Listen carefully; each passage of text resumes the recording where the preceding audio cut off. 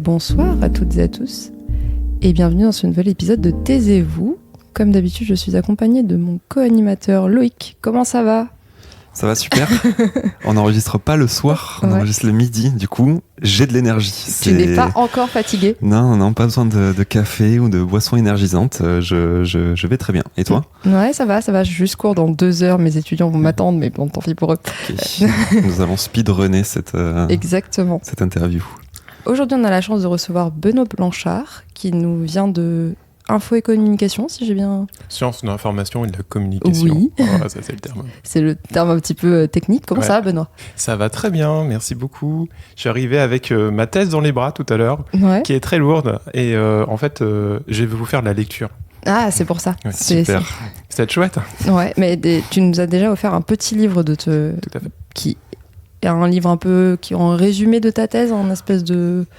C'est plutôt un résumé d'une partie de ma thèse, mais en fait, c'est pas exactement ça. C'est que aussi, lorsque je l'ai réécrit, en fait, j'ai écrit ce bouquin-là juste après ma thèse, après avoir soutenu, parce que j'avais une possibilité auprès de la fac de pouvoir faire une sorte d'ouvrage de vulgarisation de ma thèse pour des publics lycéens. Trop bien. Et en fait, on a un peu ciblé un axe qui semblait être intéressant, qui pouvait en tout cas les toucher, quoi. Et finalement, quand j'ai repris ce truc-là, je l'ai écrit à peu près 1 mois et demi, 2 mois, mais j'ai plus développé des choses il y a dans... Donc en fait, il y a un peu des choses à l'intérieur, qui sont pas dans la thèse, qui sont de la donc, nouveauté. En fait, il faut lire les deux. Okay. Un travail complémentaire. C'est ça. Et ce qu'on n'a pas encore dit, mais que vous allez très vite comprendre, c'est qu'aujourd'hui, c'est un épisode un peu méta, parce qu'on va parler de vulgarisation scientifique dans un épisode de vulgarisation scientifique. C'est trop énorme. Voilà. Parce qu'en fait, toi, tu travailles donc sur la vulgarisation scientifique en sciences de l'information et communication. Tu as fait ta thèse, donc tu es docteur actuellement, tu as fait ta thèse à l'Université Bordeaux-Montaigne et tu étais dans l'unité de recherche médiation, information, communication et art, la MICA. Le MICA. Et tu étais sous la direction de Nathalie Pined, et je ne prononcerai pas son deuxième nom de famille pour ne pas l'écorcher. Non, on va pas le faire. Voilà. Ok. Est-ce que pour commencer, tu peux nous dire un peu, nous parler un peu de ta thèse ? Donc, je précise, on va faire un épisode un peu spécial, donc on va faire une toute petite partie sur la thèse, et après on va faire plutôt une réflexion un peu méta, justement, sur la vulgarisation scientifique, puisqu'on est en train de faire la vulgarisation scientifique, et que c'est le sujet de tes recherches. Est-ce qu'on est vraiment en train de faire la vulgarisation scientifique ? C'est une bonne question, justement, c'est ça, partie des questions. Du coup, ta thèse, c'était vulgarisation scientifique 2.0, stratégie des vidéastes pro-amateurs et réception du savoir scientifique sur YouTube. Qu'est-ce que tu peux nous en dire ? Comment est-ce que tu en es venu à faire cette thèse ? C'était quoi un peu l'idée à la base ? Ou ton parcours qui t'a amené à se dire, tiens... En fait, c'est 2 événements qui sont juxtaposés et qui ont créé l'objet de recherche. Le premier, c'est que j'ai repris des études en 2017. J'ai fait un master à Sciences Po. Et à ce moment-là, au moment des inscriptions, on me disait « Ça vous dirait de faire un truc autour préparation à la thèse ?» Je me dis « Mais qu'est-ce qu'on me raconte là, préparation à la thèse ?» Non, mais je vais rentrer un master, en fait. Voilà, c'est bon, c'est un master, c'est bien, j'en ai déjà un autre, en plus, ça va, quoi. Et puis, bon...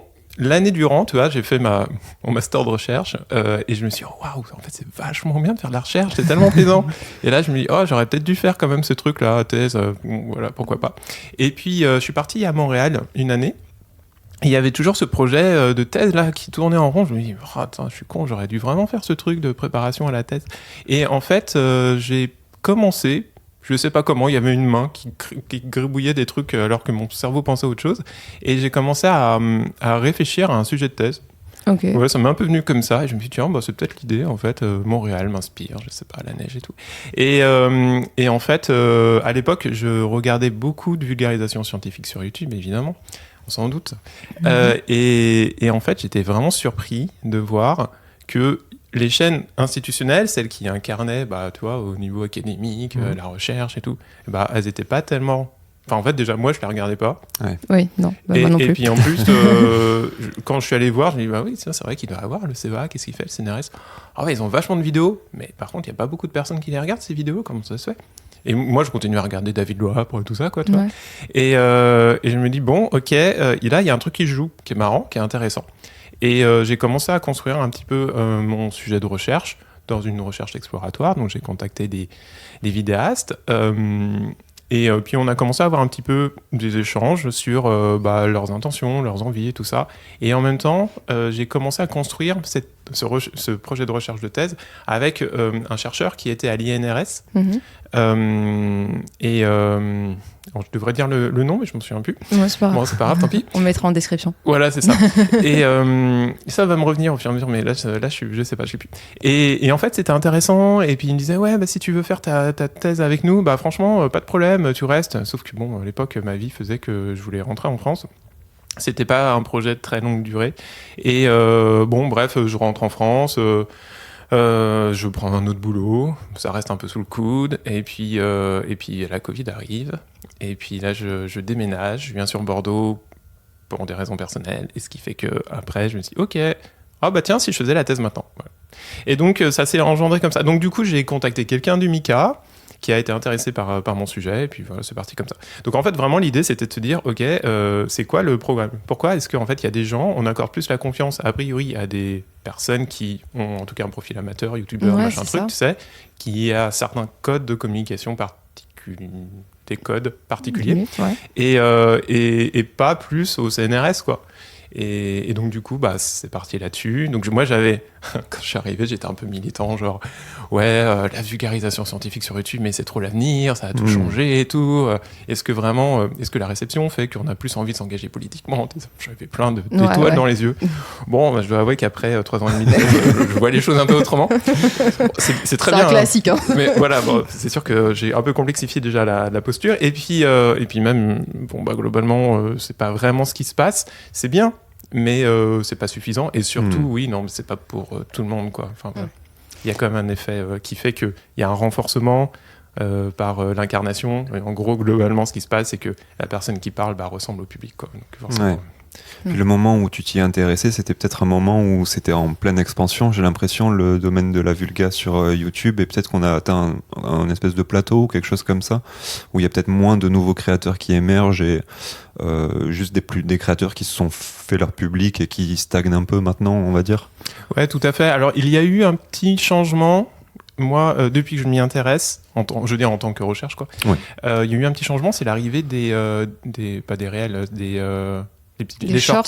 Voilà. Et en fait, il y a eu quelques tentatives, notamment c'est Viviane Lalande de Syllabus qui en avait parlé, qui avait comparé en fait l'accroissement de son public, enfin de sa communauté, lorsqu'elle avait beaucoup investi le short.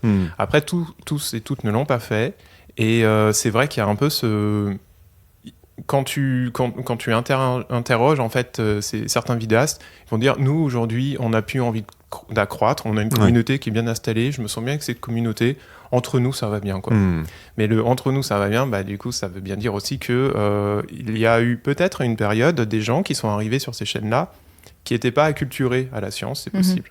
Et au fur et à mesure, des éléments sont arrivés, elle et il se sont sentis beaucoup plus à l'aise avec les contenus. Il y a eu une sorte d'apprivoisement, on pourrait dire, entre le contenu qui arrivait et puis cette réception. Et globalement, ça a tissé une communauté. Je pense pas aujourd'hui, enfin, il faudrait croiser, mais je pense pas qu'aujourd'hui, il y ait un accroissement des communautés. Je pense que c'est stabilisé globalement. Ou alors le peu qui sort, c'est le peu qui rentre. Enfin, ça doit plus ou moins se stabiliser, quoi. Mais ça, c'est vrai sur YouTube. Maintenant, j'ai pas analysé d'autres médias. TikTok et tout ça, il y en a plein. Voilà. Et en fait, je les connais pas non plus. Hein. J'avoue, je touche pas trop à TikTok. Mais ça sera certainement une autre forme de vulgarisation que celle qui est sur YouTube, parce que, YouTube n'a pas été créé pour la vulgarisation. Ça, c'est très clair. Mais ce que je dis dans ma thèse, c'est que globalement, il y avait des conditions propres à YouTube et dans l'évolution de ce média-là, qui a particulièrement rendu service à la vulgarisation scientifique, en fait. Et du coup, qu'il y ait eu une explosion de la vulgarisation scientifique sur YouTube, c'est certainement par rapport à un besoin, par rapport à quelque chose qui existait peut-être moins, d'autres habitudes et tout. Mais je pense aussi, enfin, c'est ce que je défends, c'était l'idée que le dispositif permettait quand même de rassurer les gens sur un certain nombre de points, notamment en pouvant mettre des commentaires, on peut mettre des vidéos longues, on a le temps de discuter, c'est une communauté, on est visible, on peut mettre en avant un petit peu une petite bio, ce qui permet de dire je suis docteur ou j'ai fait des études là-dedans, donc ça veut dire qu'en gros si je raconte de la merde, je vais me faire épingler dans mon labo, ou alors je suis grillé professionnellement, donc je peux pas trop me le permettre non plus. Donc globalement il y a certains trucs qui fait que ça marche bien et c'était la bonne plateforme. En plus, il y avait du monde, alors c'est cool, quoi. Ouais, Ouais. c'est clair. Quand tu as commencé ta thèse, c'est quoi les méthodes un peu que tu as utilisées pour explorer la question de cette différence qu'on peut retrouver entre les formats publics et ceux tenus par des créateurs indépendants? Qu'est-ce que tu es allé chercher? Est-ce que tu t'es pris un nombre de vidéos bien identifiées à la fois dans le public et par les créateurs et tu as exploré qu'est-ce qu'ils racontaient dans ces vidéos, leur méthodologie ou comment tu as fait ça? J'ai pas fait une étude comparée, Ok. ça c'est clair. Parce qu'en fait, c'était relativement bien documenté sur la question, sur en fait quels sont les usages des médias sociaux, notamment de YouTube, pour les institutions, notamment le CNRS, tout ça. En gros, c'est perçu comme un espace de stockage. On a des conférences, on a des trucs, Ouais. et on met là-dedans, et en fait, c'est un lieu de dépôt. Ouais, Mais vrai, c'est sans vrai. avoir d'intention. Parfois, c'est même pas remonté, il y a rien, quoi. C'est vraiment brut, quoi. oui. Ouais. Bon, C'est vrai, même les conférences en congrès, il y en a plein qui balancent leur c'est ça. en libre accès. Donc du coup, c'est intéressant pour des universitaires, Ouais. éventuellement. Ça l'est beaucoup moins pour... parce qu'en plus, parfois, les conditions... Enfin, la prise de son n'est pas idéale. C'est catastrophique. Faut vraiment Là, s'accrocher, quoi. tu regardes la conférence à THS que j'ai faite à Biarritz il y a quelques années, une catastrophe. Le truc, elle dure 2 heures, le créneau horaire. On nous voit du fin fond de la salle en tout petit Oui, comme le cadrage en général. On a un micro, mon chef, une fois sur 2, il parle pas dedans. Ah ouais. T'es là, nickel. N'hésitez pas. Oui, c'est exactement. C'est professionnel, on va dire. Voilà, donc il y a ce contenu qui est quand même assez gros, et en plus, il y en a beaucoup. Enfin, je veux Ouais. dire, tu regardes, waouh, il y a 5000 vidéos et tout, mais comment je fais pour m'y retrouver? Parce que faut avouer que YouTube, à ce niveau-là, il est pas super pratique pour aller Non, il faire des t'aide pas recherches. trop, non. Voilà, c'est pas l'idée, quoi. Donc, bon, C'est pas trop rangé par thématique, bibliothèque, ça. machin. alors peut-être que si on est vachement carré sur le truc, on arriverait à le faire, mais bon, bah, voilà, l'usage fait que c'est pas le cas. Et après, de temps en temps, tu vois des vidéos un petit peu de tentatives quand même de vulgarisation. On va interviewer un ou une chercheuse, on va faire des choses comme ça. Mais sauf que c'est brouillé dans l'ensemble. Bon, bah, enfin bref, c'est perdu et on le voit pas, quoi. Et puis en plus, il faut quand même avouer que la culture des personnes qui font ça au niveau institutionnel, bah, c'est pas la même culture que les vidéastes Ouais, qui les sont créateurs sur de YouTube et puis contenu, qui arrivent à avoir un petit créatrices de contenu, peu. ouais. C'est ça. Qui incarnent un peu plus le truc personnellement, qui se mettent en scène, qui en font du montage rythmé, qui mettent des images, qui font des blagues, qui font des trucs. C'est pas du tout le milieu universitaire, quoi.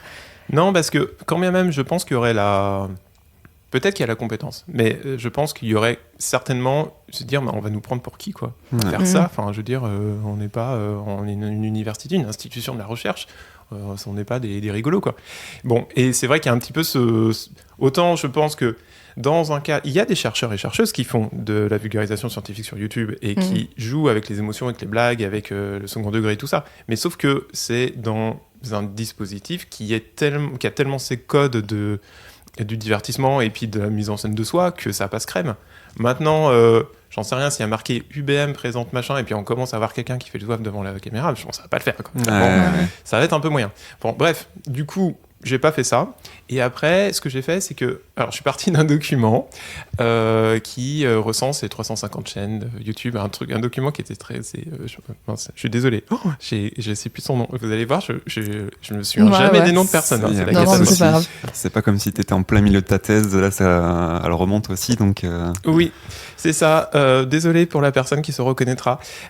Du coup, si elle écoute. Donc, il y a un document qui avait été édité qui représentait 350 chaînes de vulgarisation scientifique en règle générale et qui était disponible. Alors, c'est assez rigolo parce que quand je l'ai eu au téléphone, elle m'a dit, moi, j'ai pas tellement de méthode, hein, c'est un document que j'ai fait pour moi, un peu comme ça, quoi.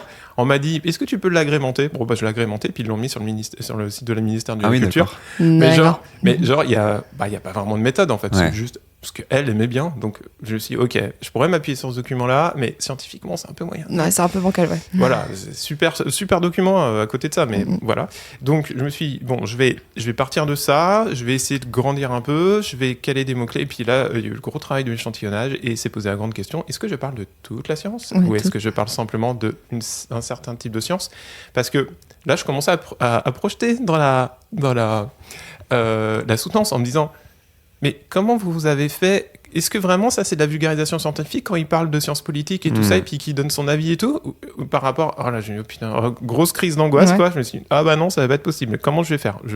À l'époque je savais rien. Je me suis dit ok je vais rester sur la science dite dure, voilà, parce que on verra plus tard s'il y a une autre recherche. Si je suis en postdoc, on verra bien, mais en tout cas là, quand même, je vais pas me griller.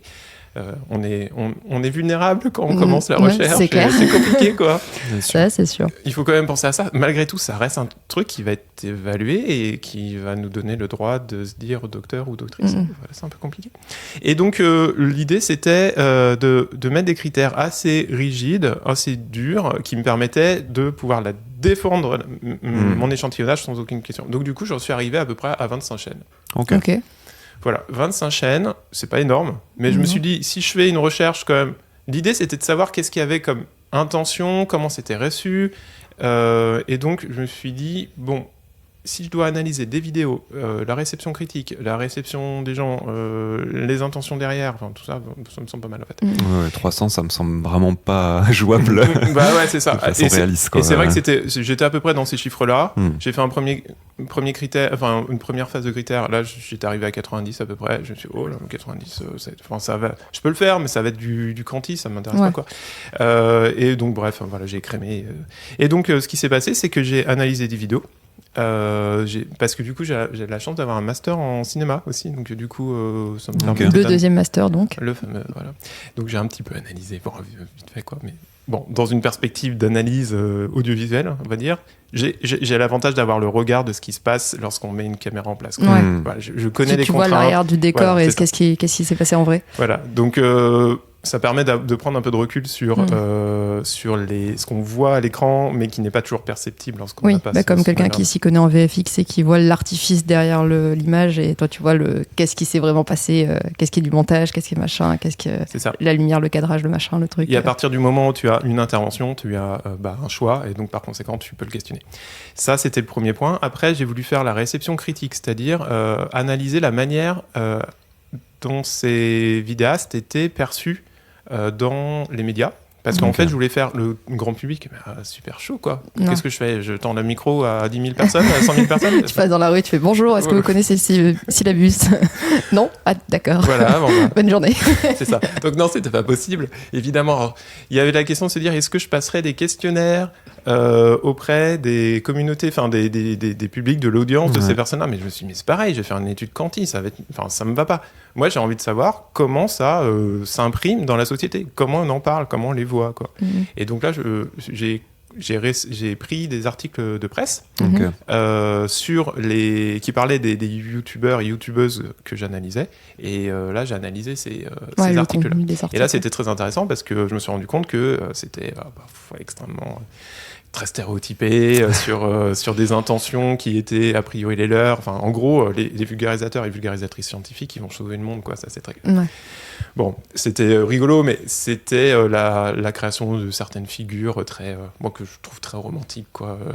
Personne face à tous et tout. On les voit on les met sur un espèce de piédestal ils détiennent cette personne-là, c'est le vulgarisateur de cette discipline, c'est vraiment le héros. Il y a un peu ça, et puis en plus il y avait une sorte de mythe de la jeunesse, genre cheveux au vent, contre les vieux universitaires grisonnants dans leur laboratoire. C'est exactement ça. Bon, c'était très drôle, mais du coup c'était un peu limité, mais je pense que ça rend compte de quelque chose quand même, de mécanisme. Et après j'ai analysé des commentaires des personnes qui laissent, ce qui représente pas grand-chose, ça représente seulement 1% globalement. Tant qu'une personne sur 100 qui laisse un commentaire, bon, ça fait une toute petite... de toute façon, ils n'ont même pas une personne sur 1000 qui leur donne quelque chose, donc une personne sur 100 sur un commentaire, c'est déjà beaucoup. Plus le fait qu'ils peuvent être modérés et que tu te retrouves avec seulement ce que le créateur veut bien laisser apparaître en dessous de sa vidéo aussi. Donc je pense qu'il y a plusieurs biais qui sont liés à la nature des commentaires de toute façon. Ça reste une info hyper intéressante à évaluer, j'imagine. J'ai juste une petite question tant qu'on est là. Tu dis que tu as évalué de la presse, donc j'imagine que dans ton corpus il y avait que des créateurs mainstream ou avec un certain succès pour qu'ils soient relayés et que tu puisses les étudier. Tu t'étais fixé un nombre de vues ou d'abonnés à peu près pour les garder dans ton corpus? Oui, tout à fait. Alors je m'en souviens plus des chiffres, mais j'avais mis en gros c'était des personnes qui décollaient un petit peu. Je crois que le minimum c'était 25 000 abonnés, je crois. Minimum. Voilà, il me semble. Ok, très bien. On va peut-être faire un tour rapide des résultats et après on passera à la deuxième partie, si ça te va. Très bien. Qu'est-ce que tu peux nous dire de ce que tu as étudié de ces créatrices de contenu ? Alors, ce que je peux en dire, c'est que déjà, ça provient d'un patrimoine audiovisuel qui est télévisuel à la base. Moi, j'ai parlé j'ai utilisé le concept de remédiation parce que, a priori, il y a des codes. Alors, il y a des codes propres à YouTube dans ces vidéos, hein, mais donc ils sont construits avec plein de le stand-up, des trucs comme ça, quoi. Il y a des articles qui en parlent très bien. Mais il y a aussi, en tout cas, la spécificité française, c'était l'influence de C'est pas sorcier, notamment. Avec, C'est vrai qu'ils en parlent beaucoup en plus, les vulgarisatoristes sur YouTube. Et en fait, C'est pas sorcier s'est arrêté début des années 2010, je crois. Il y a eu un passage de témoin, presque, qui s'est passé. Et en fait, c'est la continuité. Et en fait, ce qu'on pourrait dire, c'est que la vulgarisation scientifique sur YouTube, aujourd'hui, elle est, on l'a dit tout à l'heure, elle est relativement stabilisée. Je ne pense pas qu'il se passera grand-chose de plus aujourd'hui. Il y aura d'autres choses, je pense. D'ailleurs, c'est surprenant que YouTube tienne aussi longtemps. Ouais. Ça fait quand même 20 ans que ça existe, ce truc-là, quoi. Donc, du coup, c'est dans la continuité. Donc, la vulgarisation, c'est rien de nouveau. Hein. C'est juste, on va dire, un mode de présentation qui est actualisé, avec des codes culturels de maintenant. Enfin, de maintenant. Des années 2010. Oui, c'est ça. Oui. Et des années 2010, donc plus de maintenant, parce que maintenant, ça serait plus TikTok, en vrai. C'est ça. Après, il continue à avoir de la production. Mais ce qui est surprenant avec YouTube, en fait, c'est qu'on peut voir au présent des choses, des témoignages du passé, comme si c'était maintenant, quoi. Et ça, c'est incroyable, cette accumulation. C'est pas comme la télé. Tu vois, la télé, sauf si tu c'est un peu one shot, quoi. Mais la télé, en gros, parce que tu vois, c'est maintenant. Enfin, c'est maintenant. C'est l'ère du temps de maintenant. YouTube, de temps en temps, tu regardes une vidéo, tu dis, OK, il y a un truc. 2009 Ouais, c'est ça. Affaire. Mais tout à fait. C'était il y a 15 ans. 16. Mais c'est vachement intéressant pour ça. C'est parce qu'en fait, si tu fais pas attention tout de suite, tu navigues dans une chronologie des médias. C'est assez incroyable, quand même. Et donc, il y a ce point. Donc, héritage. Après, c'était savoir, est-ce que remédiation, c'est aussi, on peut penser à remède à l'intérieur. Remédier, il y a eu un problème, comme s'il y avait une cassure de la médiation et que du coup, on recrée les conditions d'une bonne médiation. Bon, non, clairement pas. En gros, ce qui se passe, c'est que pour pouvoir regarder ces vidéos, ce type de vulgarisation, alors, il y aurait différents degrés de vulgarisation, mais on va dire de la vulgarisation qui peut faire autorité dans des sphères académiques, en ce sens où ce sont des personnes qui sont globalement docteurs ou masterantes, on va dire, qui parlent de ça. Et donc, il y a un lien qui est quand même assez évident avec la recherche, d'autant plus que la vulgarisation, contrairement à bien d'autres contenus sur YouTube, c'est un contenu qui est extérieur à la personne qui vulgarise. Oui. Tu vois, c'est pas une expérience de vie, c'est pas quelque chose que je vous montre. C'est pas un témoignage. C'est pas un témoignage. C'est vraiment, je récupère du savoir qui m'appartient pas, je le passe par moi et je le retransmets. Donc là, ça, étant donné que lorsqu'on a fait des études, on a un certain type de discours. Le fait de faire de la vulgarisation scientifique, ça nous situerait presque aussi dans une intention politique, peut-être parfois militante. Enfin bref, on incarne sans arrêt. Tout le propos est transformé selon certains standards. Et si moi je me retrouve pas dans ces standards-là, ou si j'accorde de l'autorité par rapport à certains autres standards qui ne sont pas ceux que je vois, j'écarte. Donc ça veut dire que globalement, on suit les personnes qui nous ressemblent. Ouais, comme les streamers, comme les youtubeurs, de façon générale, même si c'est pas de la vulgarisation scientifique, on suit les gens qui nous ressemblent. C'est ça. Globalement. Donc, la prétendue grande ouverture de la vulgarisation scientifique sur YouTube, qu'on peut lire dans certains médias, surtout aux années 2015-2016, où vraiment on a l'impression que ça allait révolutionner le monde. Non, en fait, pas vraiment. Enfin, c'est bien, je dis pas, mais bon, c'est pas... disons qu'il faudrait qu'il y en ait 10 000 autres qui fassent exactement le même contenu, avec ses propres codes et sa propre incarnation, qui plairait à d'autres personnes pour que ça touche tout le monde, quoi. Tout à fait. Ce qui est très vite limitant, du coup. C'est ça. Et ce qui est surprenant, c'est que c'est conscientisé d'une certaine façon par les vidéastes. Ils savent très bien en fait que c'est le Sense of Wonder qui m'en avait parlé. Et il me disait, mais clairement, je suis un homme blanc, j'ai 35 ans, j'ai fait des études, je sais très bien que je j'arrive pas. Il faudra mettre quelqu'un d'autre à ma place, quoi, en fait, pour bien faire. Et la personne était vraiment dans une crise existentielle au moment où je l'avais interviewé. C'était compliqué, en fait, de dire, mais comment on fait pour dépasser ce truc-là? Ouais, c'est ça. Il faudrait qu'il y ait 15 personnes qui fassent la même vidéo et qui mis sur 15 chaînes différentes pour espérer que ça touche un plus large public Oui. et que l'audience change. Certainement. Alors bon, il y a ça, il y a l'âge, il y a plein de choses, quoi. Ouais, Il y a la fracture numérique, évidemment. Et après, enfin, dernier point qui me semble être intéressant parce que du coup, ça va peut-être faire le lien avec ce dont on va parler après. C'est que, donc là, c'est plutôt de l'ordre de l'hypothèse pour après de recherche. C'est que j'ai l'impression que la vulgarisation scientifique s'appuie, en gros, il faut dire beaucoup en peu de temps. Et avec des schémas de pensée qui sont pas trop compliqués à saisir. Donc il faut qu'ils aient déjà un peu circulé. C'est-à-dire qu'il faut en gros des stéréotypes pour faire vite des images, voilà, sur lesquels on s'appuie. Parce qu'il faut passer... c'est un peu comme au cinéma, quoi. Parfois, on n'a pas le temps de dire plein de choses pour contextualiser, donc on va mettre un petit stéréotype et puis voilà, on comprend quoi. Ouais. Et c'est un peu la même chose là. Et ce qui va se passer, c'est qu'on va faire appel à des idées qui sont... au profit d'une science blanche, d'une science académique, masculine.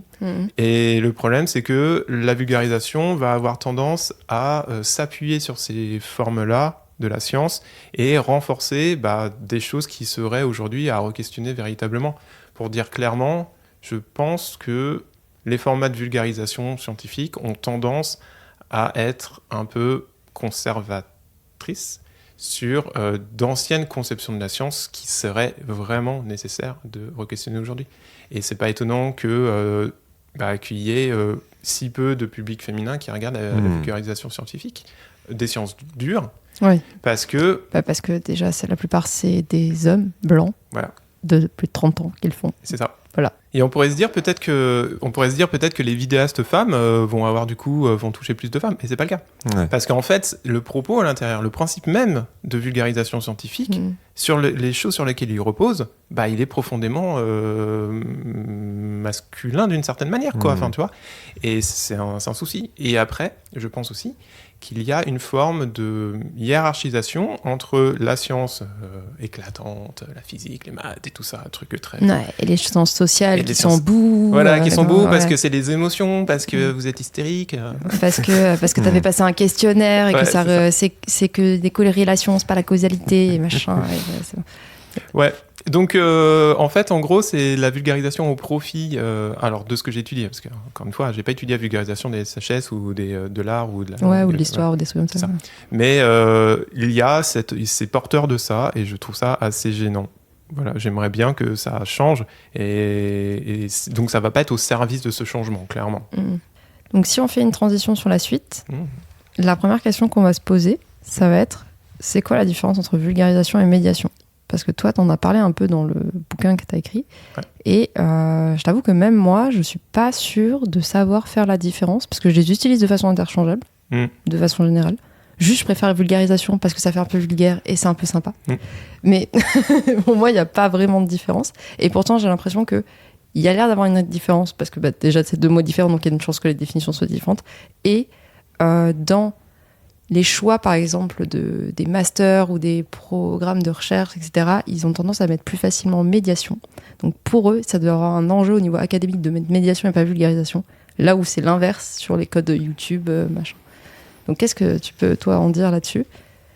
Alors, on avait une discussion avec une amie qui s'appelle Camille Fortefer, voilà, je mets son nom, qui est MCF à l'université Bordeaux-Montagne, et on réfléchissait beaucoup sur cette question, parce qu'en fait la médiation, moi depuis le début de ma thèse, enfin depuis que j'ai fait ma thèse, quoi, je me dis médiation c'est dans un accompagnement, c'est-à-dire que tu prends par la main et t'es dans un échange, dans un partage, quelque chose qui s'approprie à deux. La vulgarisation c'est tombant. C'est vraiment, je vous donne ça, et en fait, je voulais ingurgiter et je vous le régurgite en version simplifiée. Quoi. C'est ça, malheureusement, avec tout ce que ça signifie, tout ce qu'on vient de dire, c'est-à-dire avec... Mes propres biais, mais moi, c'est moi qui l'ai fait, donc ça implique... Et du coup, on en était arrivé à se poser la question de savoir si, est-ce que dans la question de la vulgarisation, il n'y aurait pas un problème de consentement, c'est-à-dire qu'en gros, on n'est pas dans un échange, on n'est pas dans de la création de liens, on est simplement dans une sorte d'injonction au savoir que je vous balance comme ça, et c'est à vous de le récupérer, selon des codes que moi je suis en train de dire que c'est les bons codes, parce que j'incarne quelque chose. Tandis que la médiation, on est dans du lien, du soin, enfin, bref, care, quoi. Mhm. Et on prend par la main dans un échange. Et là, je pense que c'est vachement plus intéressant. Donc j'aurais tendance à être un peu critique sur la question de la vulgarisation. Néanmoins, il y a quelque chose qui est chouette, c'est qu'il y a un... c'est Jeanneret qui en parlait, Yves Jeanneret, qui disait, moi j'ai rapproché la question de la vulgarisation à la trivialité, enfin c'est pas moi qui l'ai fait, mais enfin bon, en gros c'est ce que je fais dans ma thèse, et donc c'était l'idée que la vulgarisation ça permet de changer d'espace social d'une certaine façon, ça permet de mettre en jeu des savoirs dans d'autres espaces de savoir, et ça permet de l'appropriation. C'est en fait le concept de trivialité, c'est la question du carrefour, et donc on se retrouve au niveau d'un carrefour, et il y a des gens qui vont pouvoir s'approprier ces choses-là.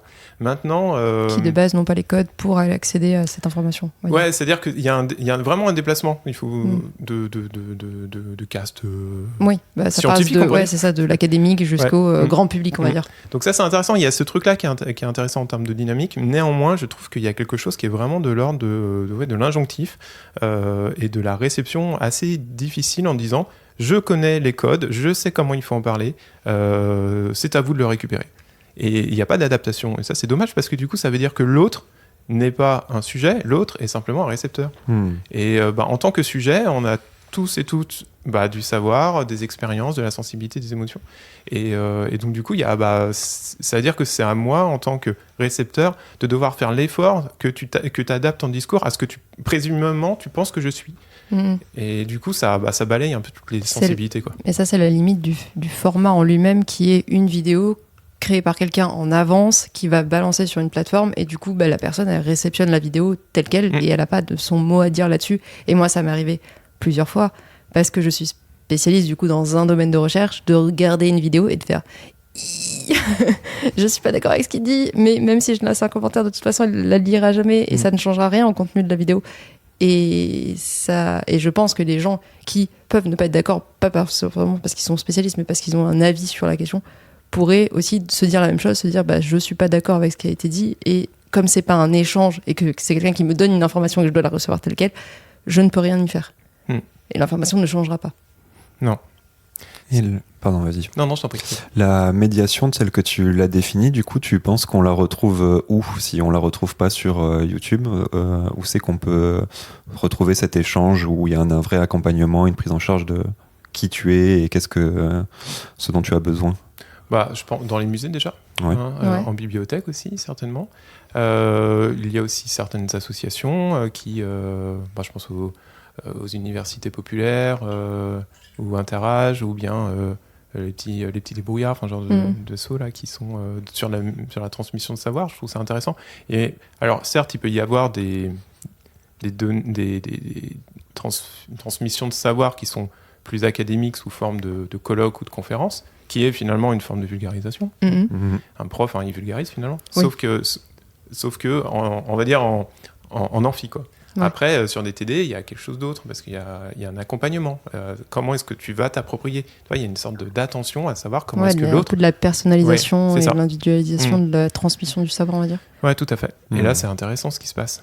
Mais bon, ça demande des moyens, c'est sûr. Ouais. C'est souvent le passage de 150 personnes en amphi à 20 personnes en TD qui crée cette chose-là, quoi. Et on peut retrouver ça du coup sur YouTube, où effectivement tu t'adresses à des dizaines de milliers de personnes et t'es clairement pas dans l'idée de t'adresser à chacune d'entre elles. Ouais, c'est ça, tu vas pas aller chacun demander quelle connaissance il a, comment tu lui transmets l'information, qu'est-ce qu'il veut savoir, qu'est-ce qu'il veut pas savoir, qu'est-ce qu'il s'en fout, qu'est-ce que... Et souvent, c'est intéressant ce que tu dis là, parce que souvent tu as le créateur de contenu qui a une toute petite commu et qui va vachement favoriser les échanges, et peut-être qu'il va y avoir cette démarche-là. Je sais que je pensais à un influenceur sport là que je suis, qui est beaucoup il est en train de créer sa communauté, je réponds à tous vos commentaires, on discute, etc. Et c'est quelque chose aussi, évidemment, que tu vas perdre avec le côté...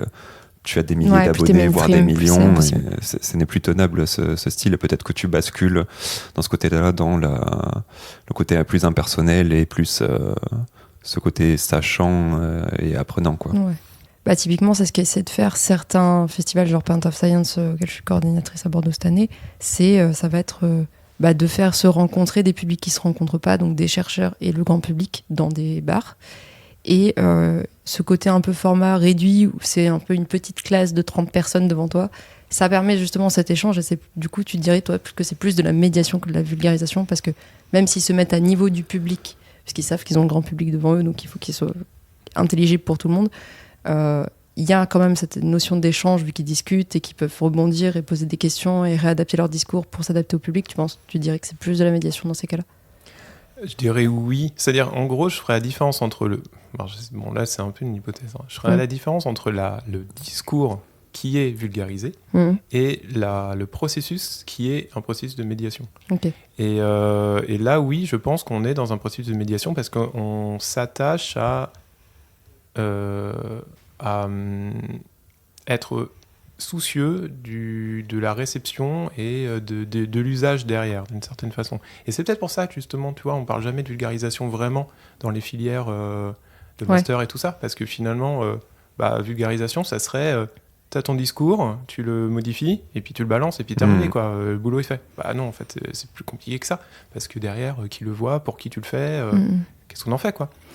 Oui, et puis en plus, ça amène plein de problèmes potentiellement de qui retransmet l'information derrière et comment il la retransmet. Typiquement, des neuromythes sur le cerveau sur Instagram, il y en a des quantités qu'on ne sait plus quoi en faire. Il y en a plein, ça pullule. Parce que du coup, de base, c'est de la vulgarisation pour dire avant, on pensait comme ça en neurosciences, maintenant, c'est plus compliqué, bidule.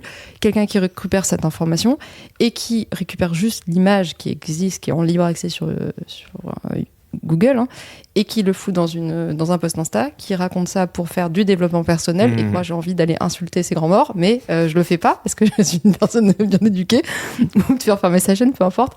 Mais du coup, oui, effectivement, comment la personne se réapproprie l'information et de qu'est-ce qu'il a compris dedans, dans la vulgarisation, on n'a pas ce truc-là, si c'est d'un truc, un format où tu t'adresses à 10 000 personnes et que tu sais pas comment les 10 000 personnes vont comprendre ce que tu as dit.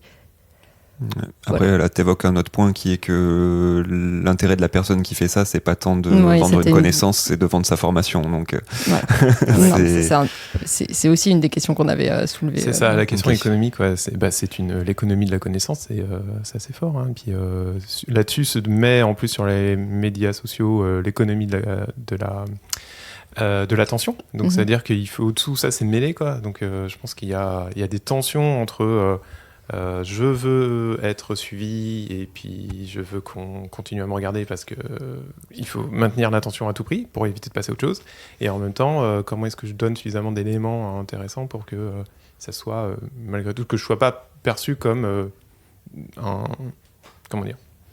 quelqu'un qui ne mérite pas qu'on s'y attarde, ou même qu'on en parle dans les phases sociales, tellement on va passer pour quelqu'un de... Peut-être qu'on peut passer à la question suivante, qui est qui fait de la vulgarisation. On l'a déjà un peu évoqué. Toi, tu disais que c'était essentiellement des gens qui ont un niveau académique qui se permettent du coup de faire de la vulgarisation dans leur domaine. Essentiellement, oui. Après, pas forcément dans leur domaine. On va dire que ça peut dépasser le domaine à partir du moment où la personne se sent suffisamment à l'aise pour déjà comprendre le système, on va dire, de la recherche, donc aller chercher des bonnes personnes. Lorsque tu écris ton script, faire relire à la bonne personne, tu vois, si tu n'es pas complètement à l'aise avec le truc. Et puis, savoir chercher des articles de recherche, savoir les comprendre globalement, comprendre la structure. De lecture, c'est ça, tu vois. D'analyse de qu'est-ce qui a été dit et qu'est-ce qu'on a trouvé à l'intérieur. Donc, c'est pas forcément leur domaine de recherche, mais on va dire qu'il y a quand même, lorsqu'on apprend à être chercheur, on apprend des méthodes, il y a certains réflexes qu'on a, donc forcément, on peut les appliquer sur d'autres domaines de recherche, on va dire. Après, d'autres personnes qui vont agir plutôt par passion et elles vont s'appuyer beaucoup sur des lectures, on va dire, moins académiques. Parfois, ils viennent progressivement, mais ça peut être compliqué. Il y a aussi un problème de posture, c'est-à-dire, est-ce que je suis légitime, moi, à parler de ça, sachant que je n'ai pas fait d'études, tout ça. Mais souvent, ces personnes-là font partie de communautés, sont accompagnées, et ont des retours positifs. Et puis, encore une fois, moi j'ai tendance toujours à le dire, lorsqu'il y a une décision grave à prendre, on ne regarde pas une vidéo de vulgarisation scientifique pour savoir s'il faut appuyer sur le bouton ou pas. Donc, à partir de là, remettons dans le contexte de l'intention derrière, ça reste quand même globalement récréatif et pas autre chose. Oui, c'est ça. Ouais. Parce que moi j'ai l'impression, mais du coup c'est pas forcément que YouTube, c'est plutôt Instagram, qu'il n'y a pas... Alors, il y a une grosse partie. Alors, sur Instagram, moi, je suis une grosse communauté de médecins, kinés, machin, truc bidule. Donc, tout le côté santé, il y en a énormément qui vulgarisent leur contenu. Il y en a plein qui font ça alors qu'ils sont dans des disciplines qui ne sont pas des disciplines validées. Ça, c'est un autre sujet. Et à côté de ça, il y en a plein qui font un peu de l'autodidacte, c'est pas forcément par passion, mais justement pour ce côté un peu économique, formation, développement personnel, qui récupèrent des infos à droite à gauche de trucs pour monter des posts Insta et des comptes de, entre guillemets, vulgarisation sur des sujets. Et qui, pour le coup, ces gens-là, a priori, n'ont pas de formation quelconque académique ou même pas forcément une passion pour ça. Enfin, ça ressort pas de la passion, ça ressemble plus à un modèle économique de je vais te vendre un truc. D'accord. C'est difficile. Hein. Ouais. Une question de légitimité, je la trouve hyper difficile. Ne serait-ce que là, tu vas utiliser en première intention le diplôme comme un truc de légitimité. Et à côté de ça, tu regardes la vidéo de tu vois la vidéo de Jérémy Graham, c'était des médecins au CHU de Montpellier qui faisaient des cours de magie aux patients quand ils venaient pour la douleur. Donc, qui font du vaudou. Qui font du vaudou au CHU de Montpellier. Merci beaucoup. Mais quelqu'un de très passionné il peut largement posséder les moyens de produire un contenu tout à fait valide et qualitatif. Donc c'est vrai que c'est une question hyper difficile. Je pense que c'est beaucoup celui qui reçoit l'information d'avoir un regard critique. Enfin, je pense qu'on revient souvent là-dessus. Est-ce que la personne elle a l'air de travailler correctement, mais bon, honnêtement, j'ai pas de réponse magique là-dessus. Ouais. Mais même à côté de ça, pardon. Continue. Même à côté de ça, même si la personne de base elle a un travail qui est qualitatif sur je sais pas toutes ces vidéos, toi tu as l'impression que ce qu'elle fait c'est correct par rapport à des connaissances que tu as dans ce domaine, etc. et la méthodologie qu'elle met en place. Parfois, ça lui arrive de dire des dingueries. Toi, tu le repères parce que c'est ton sujet. Et en fait, les gens dont c'est pas le sujet, ils vont pas forcément repérer cette dinguerie. Et ça n'invalide pas forcément le reste de la méthodologie, mais en même temps, ça te met un peu en retrait, où tu te dis là elle a dit une énorme dinguerie, si ça se trouve il y a d'autres moments où elle l'a dit et je l'ai pas repéré parce que c'est pas mon sujet. Donc même si une personne elle est passionnée, elle a des connaissances, elle a le travail de vulgarisation scientifique, c'est même dur à faire et ça peut arriver qu'il y ait des messages qui passent et qui sont pas Oui, je pense pas que ça soit trop gênant quand même parce que alors à moins que ce soit des dingueries qui incitent à la violence, à la haine de l'autre et tout ça, je pense pas que ça soit trop gênant parce que on ne sera jamais confronté à devoir réutiliser ces savoirs dans des contextes à fort enjeu, quoi. Ouais. Donc, bon, au pire, on risque de dire une bêtise en soirée. C'est pas bien grave, quoi. On va se moquer de nous, au pire, on va se faire humilier par les potes. C'est pas bien méchant. En fait, je pense que ça dépend de quel type de science à vulgariser. Parce que typiquement, quand c'est des conseils de santé, ça peut devenir impliquant pour les personnes. Tout à fait. Parce que typiquement, moi, mon sujet, c'est l'addiction. Ce que je regarde, c'est des conseils de santé, du coup, par rapport à l'addiction, ou des définitions, ou la façon dont comment est-ce qu'on implique la personne qui a une addiction, qu'est-ce qu'on dit de cet état, et en quoi ça peut être sa faute, pas sa faute, et la façon dont... Voilà. Et ça peut avoir une vraie implication sur comment la personne va se percevoir, elle, comment elle va percevoir les personnes qu'elle connaît qui ont des addictions, et l'enjeu qu'il va y avoir derrière sur est-ce qu'elle va être prise en charge pour ça, est-ce qu'elle va se dire qu'il faut faire une prise en charge ou pas. Donc ça a une vraie implication sur la vie des gens. Tout à fait. Donc je mets pas au même niveau, effectivement, si tu rates des trucs en maths ou en physique versus, parce que ça aura pas d'implication réelle dans la vie de tous les jours des gens, si ce n'est dire une connerie en soirée, versus si c'est des conseils de santé en médecine, en psychologie, en psychiatrie, quoi. Oui, c'est vrai que ça peut avoir des répercussions lourdes, le discours de la culpabilité, tout ça, ou alors t'éloigner de vrais soins, enfin de soins qui sont validés, oui, c'est ça. Que tu sais qu'il y a un effet, en tout cas. On avance. On parlait du coup des contenus, on avait réfléchi à justement la façon dont sont choisis les sujets qui sont vulgarisés et la façon dont sont transformés ces sujets. Peut-être qu'on pourra aborder justement la question du contenu, comment il est fait, comment est-ce qu'il est digéré par la personne qui va le faire, et peut-être se poser des questions sur quelle est l'implication que ça a. Parce que typiquement, quand tu fais de la vulgarisation, tu prends un angle d'attaque, tu choisis, tu fais un peu ce qu'on ferait dire en science en cherry picking, quoi. Tu choisis un peu les highlights, ce que toi tu considères comme important, ce que tu considères comme pas important, et tu vas faire des résumés de certaines choses et tu vas oblitérer une autre vérité potentiellement.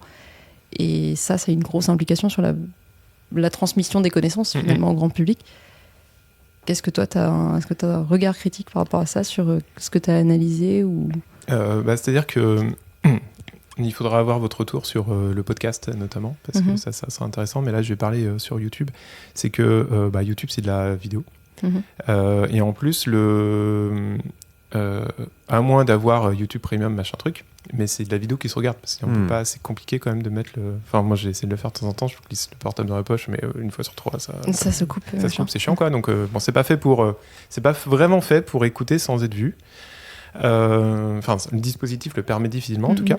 Donc, ça veut dire que il faut être devant. Donc, si on est devant, pour éviter de décrocher, il faut que ça soit visuellement intéressant.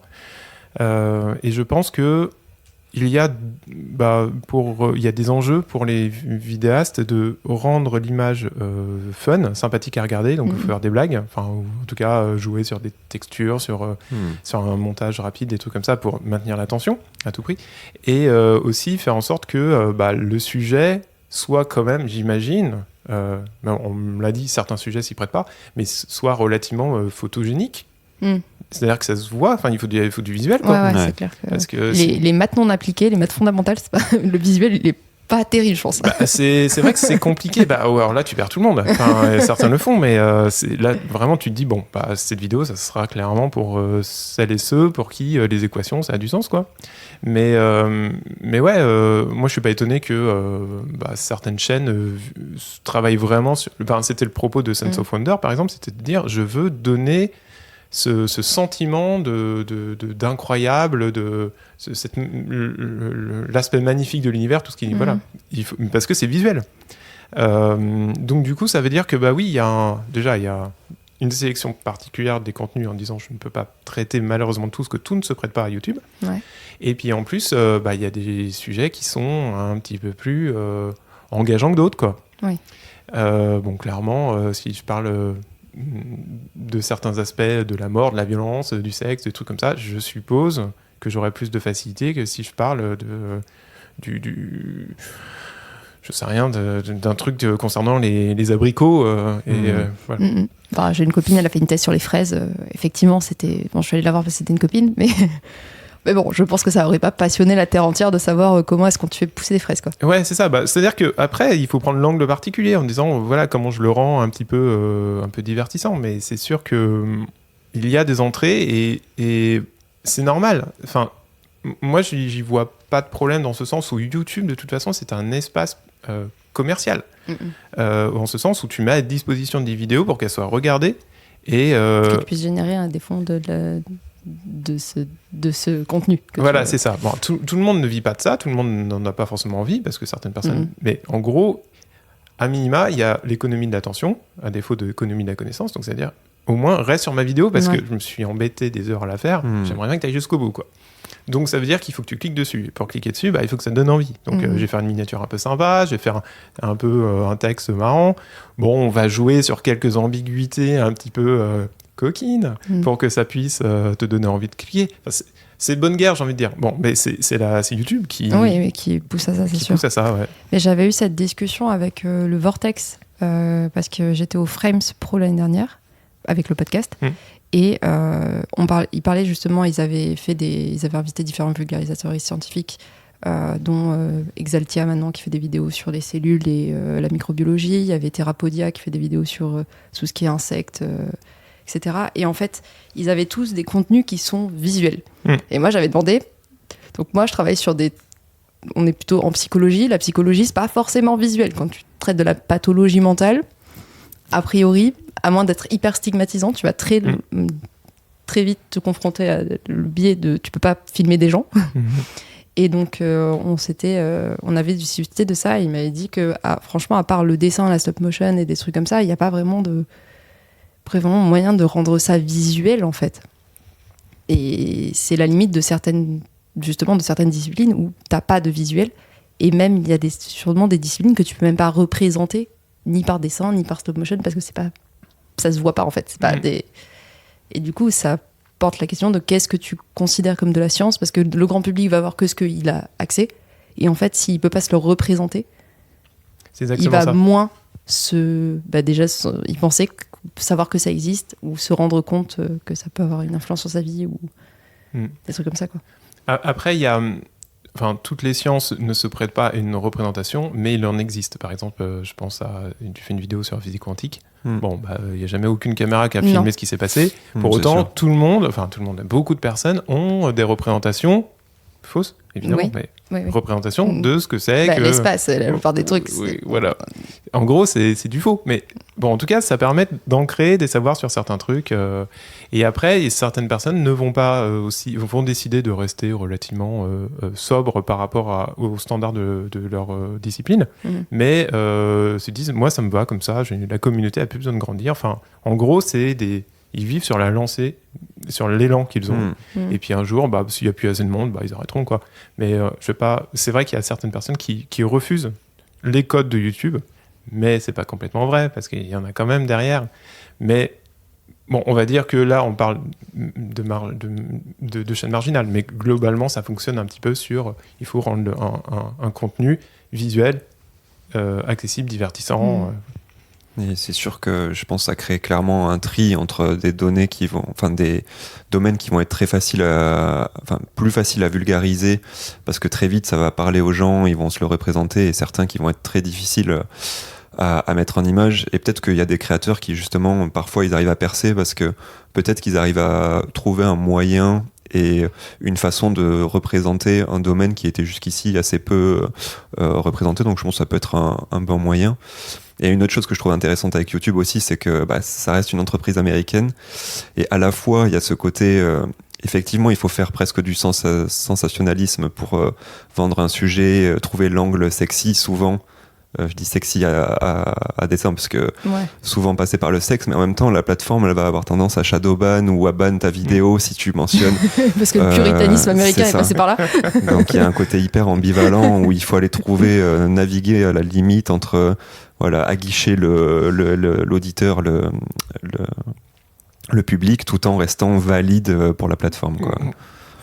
Et ça, c'est pour le podcast, vous, comment vous voyez les choses? Parce que du coup, les représentations, c'est pas du tout les mêmes. On est que sur. Donc, vous pouvez décrire des choses incroyables, et c'est le cerveau qui. Ouais, nous, on est plutôt dans l'imaginaire, du coup, parce que les gens, ils nous écoutent. Et c'est en fait comme. Je trouve que le fait qu'on soit pas spécialiste des disciplines et qu'on soit pas attaché à rester dans notre champ disciplinaire, ça aide à vulgariser, justement, à faire en sorte que la personne, il faut qu'on la comprenne quand elle nous parle. Donc il faut qu'elle soit suffisamment claire et simple pour qu'on puisse toucher au sujet. Et on essaie, moi j'aime bien la méthodo, mais on essaie de rester dans les choses qui pourraient intéresser le public. Donc on fait des choix en fait éditoriaux de qu'est-ce qu'on demande aux personnes qu'on invite.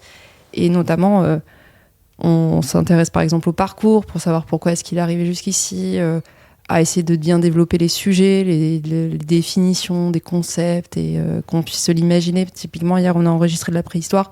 On demande, à cette époque-là, il se passait quoi, ça ressemble à quoi, pour que les gens puissent le visualiser. En fait, dans leur tête, c'était quoi le paléolithique moyen.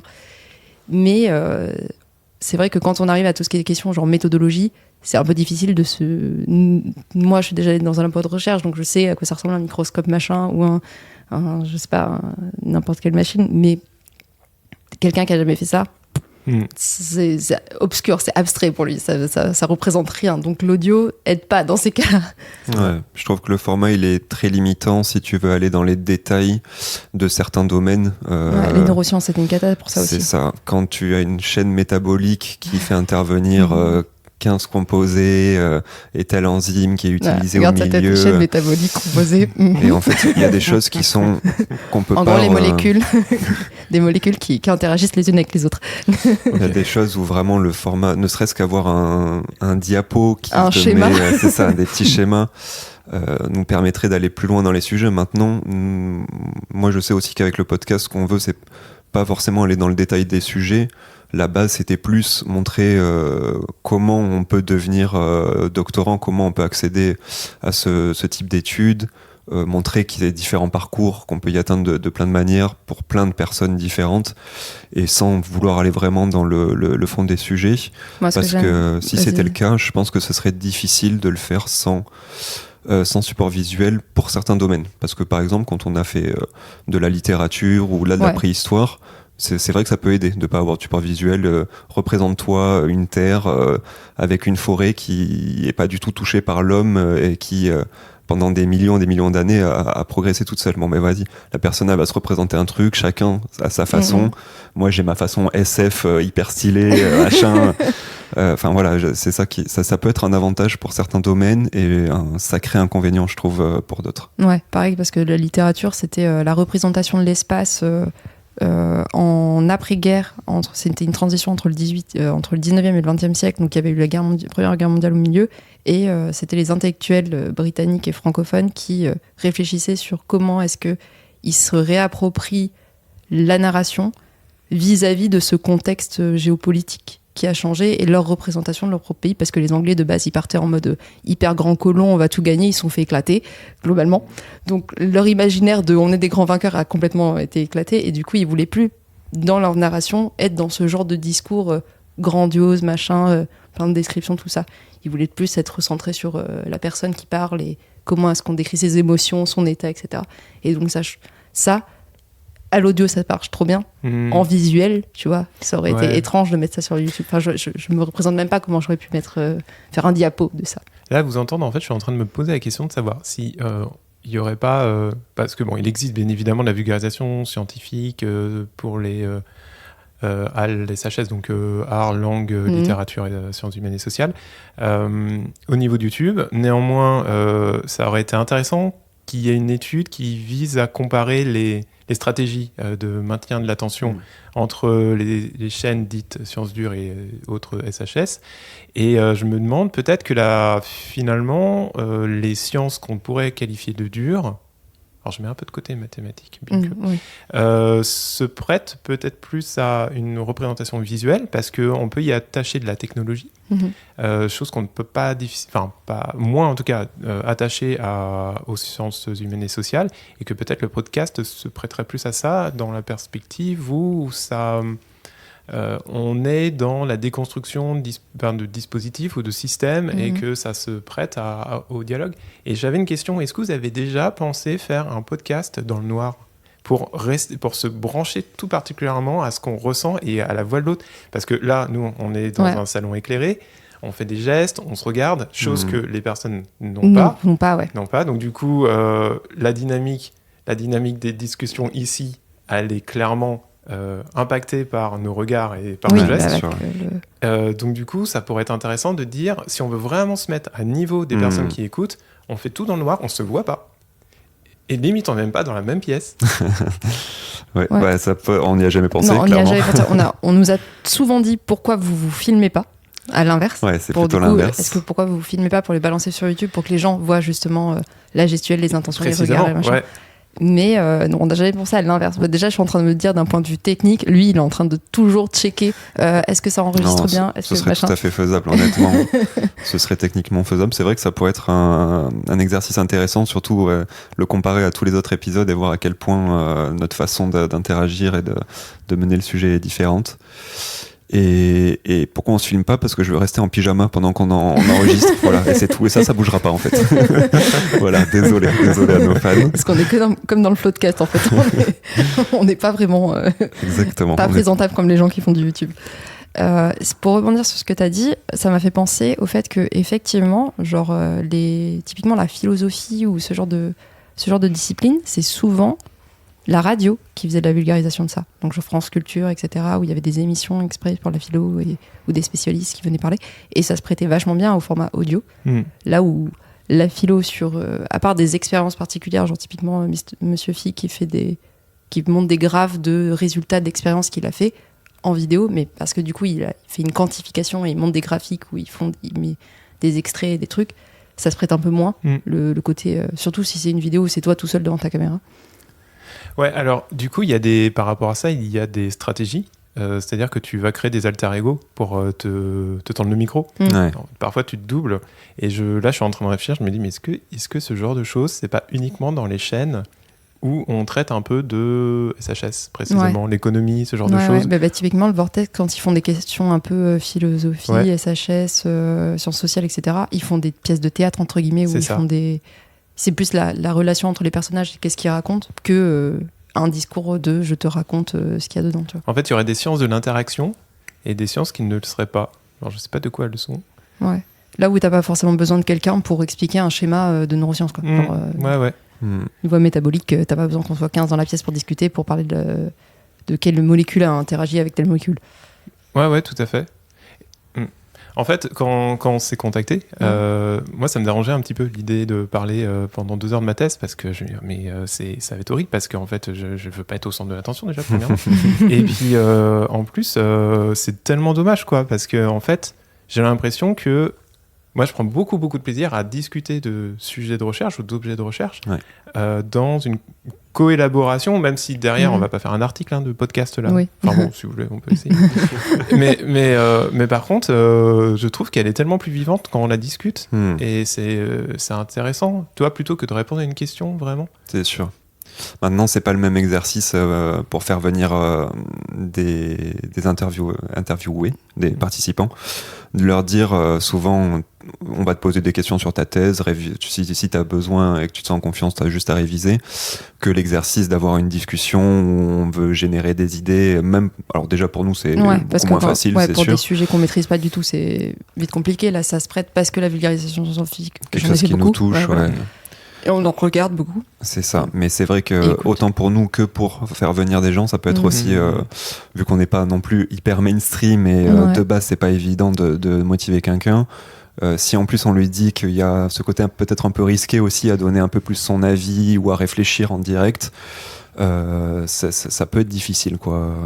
Et ça me fait penser que c'est pour ça de base que je trouvais ça intéressant, le concept du podcast actuellement d'interviewer des doctorants, parce que ça nous montre vraiment la petite pierre que tu fais quand tu fais une thèse, c'est-à-dire que tu réponds à une toute petite question de recherche, un tout petit point sur une immense feuille qui constitue la taille de la Terre, et en fait c'est vraiment construire la connaissance toute petit à petit, là où en général les gens qui sont interviewés c'est des spécialistes qui travaillent sur la question depuis 40 ans et qui du coup sont plus à l'aise sur cet exercice quand on leur pose des questions qui sont un peu éloignés de leur champ disciplinaire et de leur question de recherche exacte, parce que justement ils ont une connaissance qui s'est grandie au fur et à mesure de leur recherche, et du coup je trouve que cet exercice-là il serait d'autant plus compliqué pour quelqu'un qui est déjà en train d'essayer de s'approprier un sujet de recherche qui est déjà immense pour lui, versus si tu lui poses des questions sur conceptuelles ou même de définition plus large sur la discipline ou sur des trucs qui sont un peu à côté de leur discipline, ça serait bien plus difficile pour eux de répondre à ça, je trouve. Mais parce qu'on s'adresse à des doctorants et pas des spécialistes, quoi. Ouais, c'est ça. Mais d'un point de vue auditeur, je pense que je suis d'accord avec toi que le format que je préférerais écouter, c'est plutôt celui-là, de la discussion et de discuter des idées, etc., plutôt qu'une pure interview. Maintenant, dans ce cadre-là, j'aimerais que ce soit pas moi l'intervieweur, parce que je me sens du coup pas forcément légitime à faire cet exercice.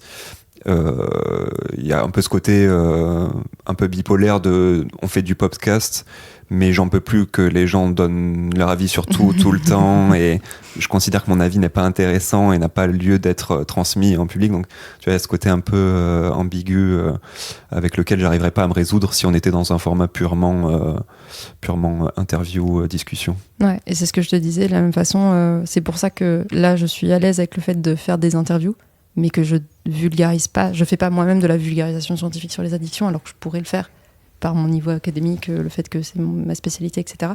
Et pareil, Pint of Science, j'organise Pint of Science, je vais pas faire une présentation à Pint of Science. Je pourrais, mais je le fais pas. Donc je suis plus dans ce côté retrait, parce que je veux pas forcément me mettre en avant sur mes connaissances à moi, parce que je me sens pas légitime. Parce que ce qui est paraît débile, hein, mais le syndrome de l'imposteur des scientifiques, il est énorme. Alors qu'il y a plein de gens, ils l'ont pas du tout, alors qu'ils ont très peu de connaissances sur le sujet. Mais ouais, cette posture de se dire c'est moi qui vais apporter des connaissances et tout, je la trouve difficile à prendre. Tu publies des articles scientifiques? Ouais, c'est ça. Et vous connaissez The Conversation, très certainement? Oui, bien sûr. Voilà. J'adore. Je sais pas, quelqu'un se sent de faire une description de ce que c'est que The Conversation? Oui, c'est un journal qui est tenu, en gros, c'est un journal de vulgarisation scientifique dont les articles vulgarisés sont faits par des chercheurs et des doctorants du domaine, donc des spécialistes qui viennent vulgariser dans un article en français ou en anglais, enfin une version anglaise. C'est pour ça que ça s'appelle The Conversation d'ailleurs. Et c'est donc du coup des académiques qui viennent parler de ça. Et sur The Conversation, vous avez déjà publié? Non, pas encore. Je me suis inscrite sur la plateforme. cet été. Je l'ai pas encore fait. D'accord. Parce que ça peut être intéressant aussi sur la démarche de travail, sur la manière dont on va... Bon, parce qu'on parlait de vulgarisation, du coup, je pense que The Conversation, c'est de la vulgarisation. Encore, Ouais, je en suppose, gros, hein. j'ai l'impression parce que c'est vraiment des papiers de transmission d'informations condensées. Après, au sein du dispositif The Conversation, il y a une communication entre un ou une journaliste et un ou une chercheuse. Tout ce qu'on veut dire que là, il y a peut-être quelque chose qui est de l'ordre de la médiation ouais. à l'intérieur. Mais néanmoins, ce qui sort, c'est de la vulgarisation, je suppose. Mais j'étais en train de réfléchir à ça en me disant qu'est-ce que ça change en fait. Est-ce que parce que The Conversation, il a un statut. Je crois que ce journal, ouais, c'est un publication, a un statut qui fait autorité dans le sens où ce sont des universitaires avec des journalistes associatifs. Hein. Bon, c'est tout un package qui fait que on peut sentir une certaine forme de confiance, légitimité. Ouais, c'est ça, ouais, tout à fait. Donc peut-être le cadre rend plus facile l'expérience de la vulgarisation. Je sais pas, comment se sentent les gens qui font Pint of Science dans les bars? Est-ce que tu sens qu'il y a la nécessité de systématiquement remettre en avant un statut, une autorité ou pas? J'ai pas vraiment l'impression, mais parce que de base on les présente comme des chercheurs. En tant que bénévole, on va introduire les chercheurs en disant bah ça c'est machin, il travaille dans tel labo, il travaille sur ça. Et donc du coup la personne elle a plus besoin de le faire spécifiquement, donc elle se présente en tant que quelqu'un qui travaille sur ce sujet-là et ils présentent leurs travaux actuels et un peu vulgarisent le sujet. Donc, mais ne viennent que les gens qui de base sont intéressés pour faire de la vulgarisation, sont à l'aise avec le fait de parler en public, sont à l'aise de parler devant le grand public et donc de simplifier ce qu'ils connaissent. Donc on est déjà sur un public de personnes qui se prêtent à l'exercice qui est déjà très bien sélectionné. Tu vois, c'est pas toute la fac qui va venir un jour faire ça. Et je pense qu'ils sont très proches aussi du public à qui ils s'adressent. On revient là-dessus. On est quand même beaucoup sur des jeunes doctorants ou qui viennent de finir leur thèse, qui sont à plusieurs post-doc. Donc peut-être qu'il y a un côté aussi, ils réaffirment moins, il y a un côté peut-être plus horizontal, j'ai l'impression, sans qu'il y ait eu besoin de réaffirmer leur statut ou quelque chose comme ça, quoi, j'ai l'impression. En tout cas à Bordeaux, c'est vrai que c'est beaucoup des jeunes qui viennent. Expérience de Bordeaux en tout cas. Ouais, parce que je sais qu'à Paris, ça marche pas comme ça. Moi je suis à Paris Cité et la fac envoie systématiquement des mails à tous les chercheurs. Ils l'envoient pas aux doctorants, ils l'envoient juste aux chercheurs, donc personnel de l'université, pour savoir s'ils veulent être bénévoles ou s'ils veulent participer en tant qu'intervenants. Et donc, du coup, ensuite, ils reçoivent tellement de demandes par rapport au nombre de bénévoles et de bars disponibles qu'ils font une sélection. Donc, ils vont chercher un peu les plus bankable, ceux qui sont là depuis très longtemps, qui sont des grands héros de la discipline, nanana. Okay. Et donc, du coup, ils se retrouvent, à mon avis, plus dans le cas de machin, il a sa carrière depuis 40 ans et... Donc je pense que eux réaffirment un peu plus je suis le grand professeur bidule qui travaille sur... Voilà. Là où c'est un peu moins le cas à Bordeaux, parce que déjà on fait venir le tout venant. Moi je m'en fous, je filtre pas sur il a 40 ans de carrière ou c'est son doctorat, parce qu'on s'en fout, c'est pas le sujet. Et qui pourra très bien, à mon avis, il vulgarisera mieux le doctorant que le grand chercheur, mais c'est mon avis. Parce qu'il y en a, ils ont du mal à sortir de l'idée que les gens en face sont pas des spécialistes. Donc voilà, mais non, c'est une question effectivement intéressante de se poser de la posture que tu adoptes quand tu es dans la vulgarisation, et je trouve, j'ai pas l'impression qu'ils adoptent forcément cette posture. On en a un peu parlé, les enjeux politiques de la vulgarisation, parce que ça est un peu inhérent avec le choix des sujets qu'on aborde, mais l'angle que tu prends, la façon dont il y a un côté un peu, comme tu disais, militant, certaines fois, de se dire, pour l'écologie notamment, faire de la vulgarisation sur l'écologie, il y a un côté un peu militant, de dire, regardez ce que ça fait. Si je parle du nucléaire, par exemple, en prenant l'angle des déchets, j'aurais pas du tout le même discours que si je prends le fait que ça soit de l'énergie en ayant le moins de CO2. Donc il y a des angles que tu peux choisir qui peuvent avoir un enjeu politique et militant. Qu'est-ce que toi, tu as vu dans ce que tu as étudié ? Est-ce que c'est quelque chose qui était vraiment important et... Ouais, en fait, il y avait souvent une intention de réparation, globalement. C'est de se dire, il n'y a pas assez de science, et plus de science, ça fait jamais de mal. Donc, pour faire en sorte que tout le monde, on a compris que c'était pas tout le monde, mais en tout cas les personnes qui regardent ait un niveau de connaissance suffisant pour pouvoir se faire une idée par rapport à tel sujet. Et d'une certaine façon, être en mesure d'être armé lorsque il ou elle va être confronté à des propos qui sont négationnistes, qui sont... Enfin, tout ça, tous les trucs. Et donc, je pense qu'il y a vraiment une volonté pour, en tout cas, les publics que j'ai, pour les sujets, enfin, les vidéastes que j'ai analysés, une volonté... c'est porté par une volonté politique, très claire. Maintenant, c'est pas forcément ce qui va primer dans le discours. Je pense que c'est le fond, c'est l'étincelle. Après, certaines personnes vont dire bah non, moi je veux pas rentrer dans des débats. Je donne des éléments et je donne une méthode. Évidemment, je vais pas contredire la science. Donc la science dit on est dans une phase de réchauffement climatique, dégradation de nos conditions de vie. Voilà. Bon, c'est un fait. C'est un fait, donc il n'y a pas besoin de discuter. Maintenant, je ne vais pas aller contre ça, je prends comme base, mais c'est la science qui est ma base.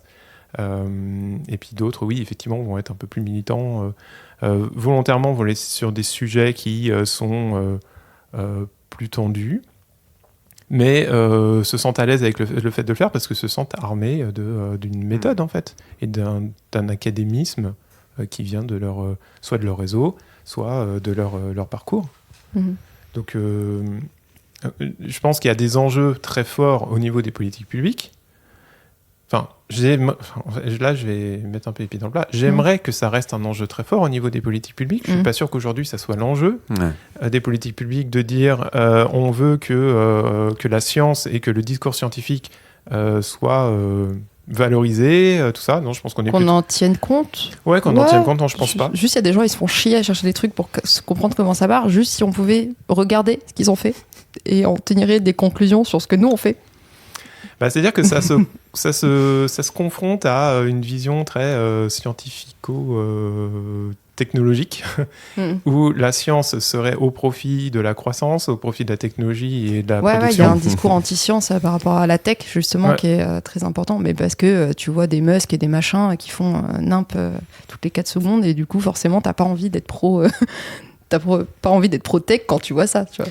Clairement, ils surfent sur une toute-puissance technologique, tu vois. Oui. Et d'une certaine manière... La science va nous sauver. La science va nous sauver. Mais ça reste un discours qui est très capitaliste, en fait.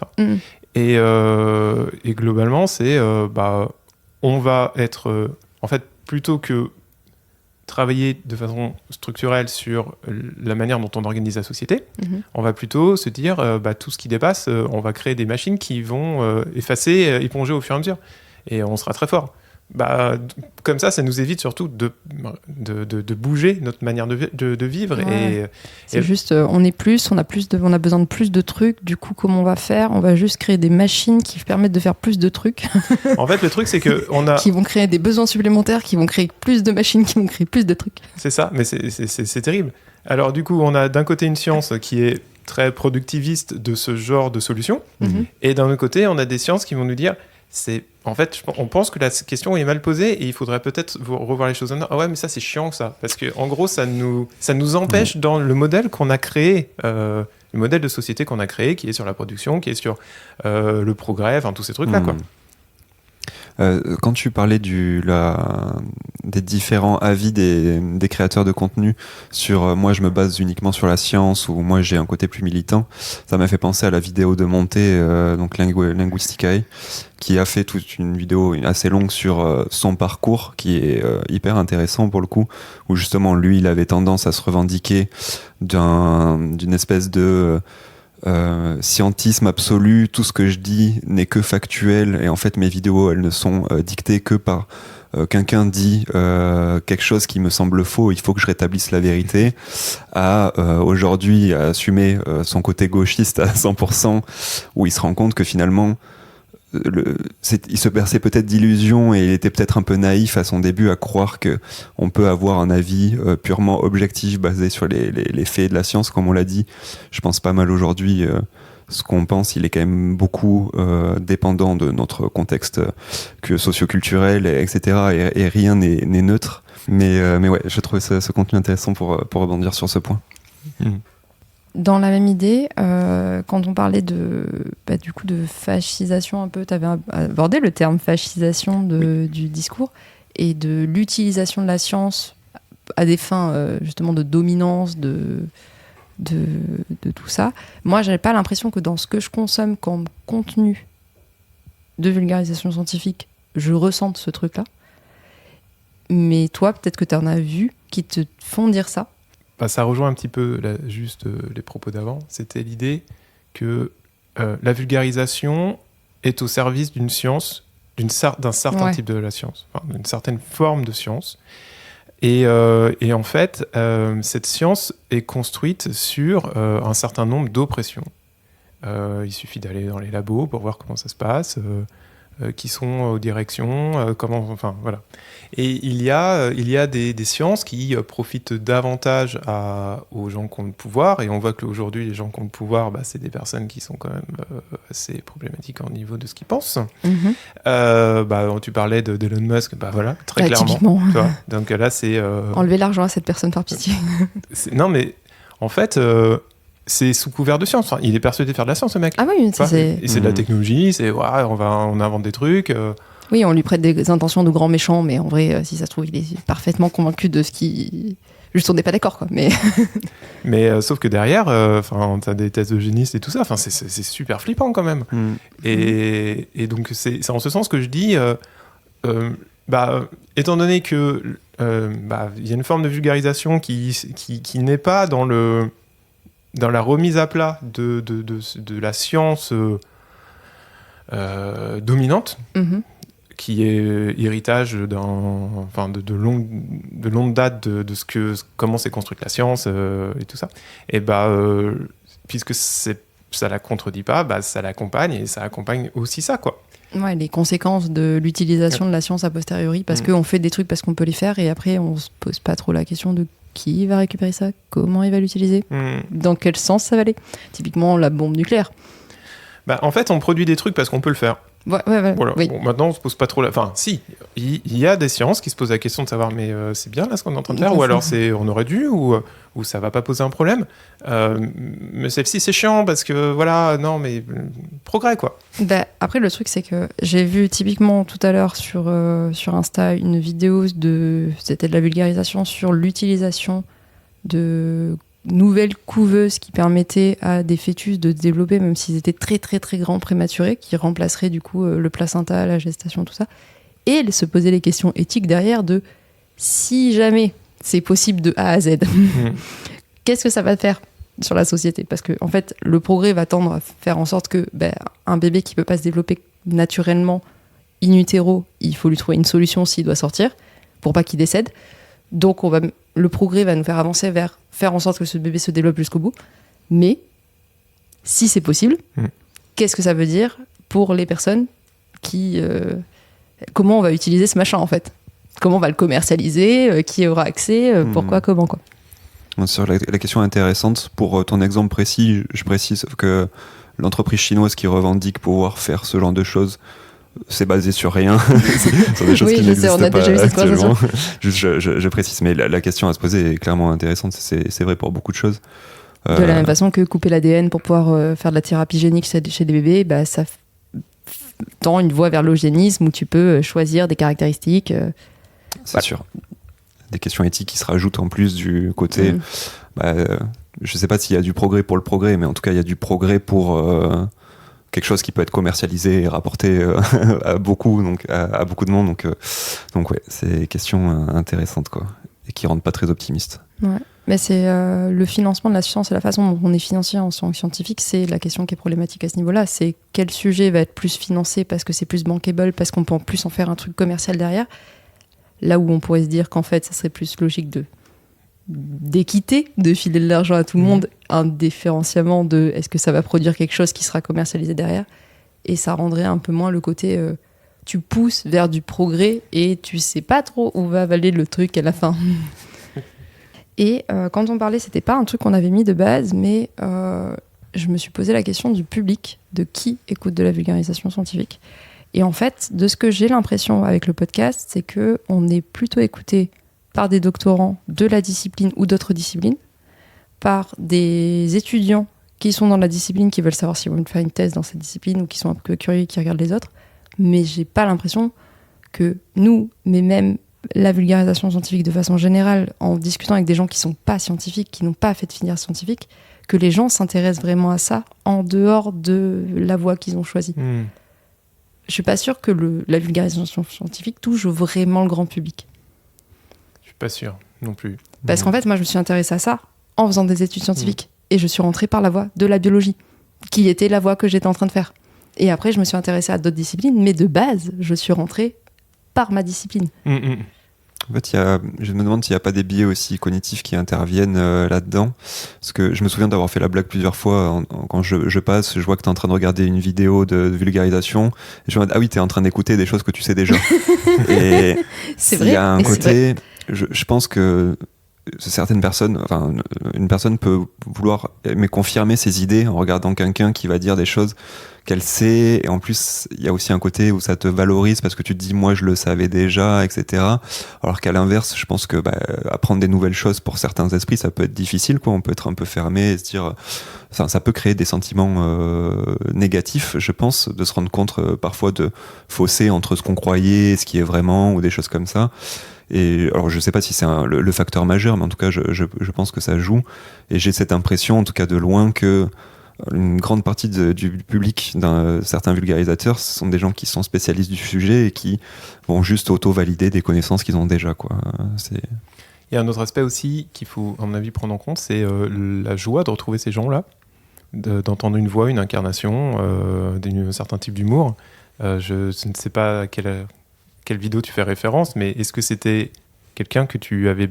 Est-ce que c'est le sujet avec une personne que tu ne connaissais pas, ou alors c'est... Je sais pas à quelle heure... j'ai plus l'exemple précis. Après, c'est pas souvent des gens que tu connais pas, donc je pense que c'est plus le sujet que la personne. C'est plutôt le sujet que la personne, d'accord.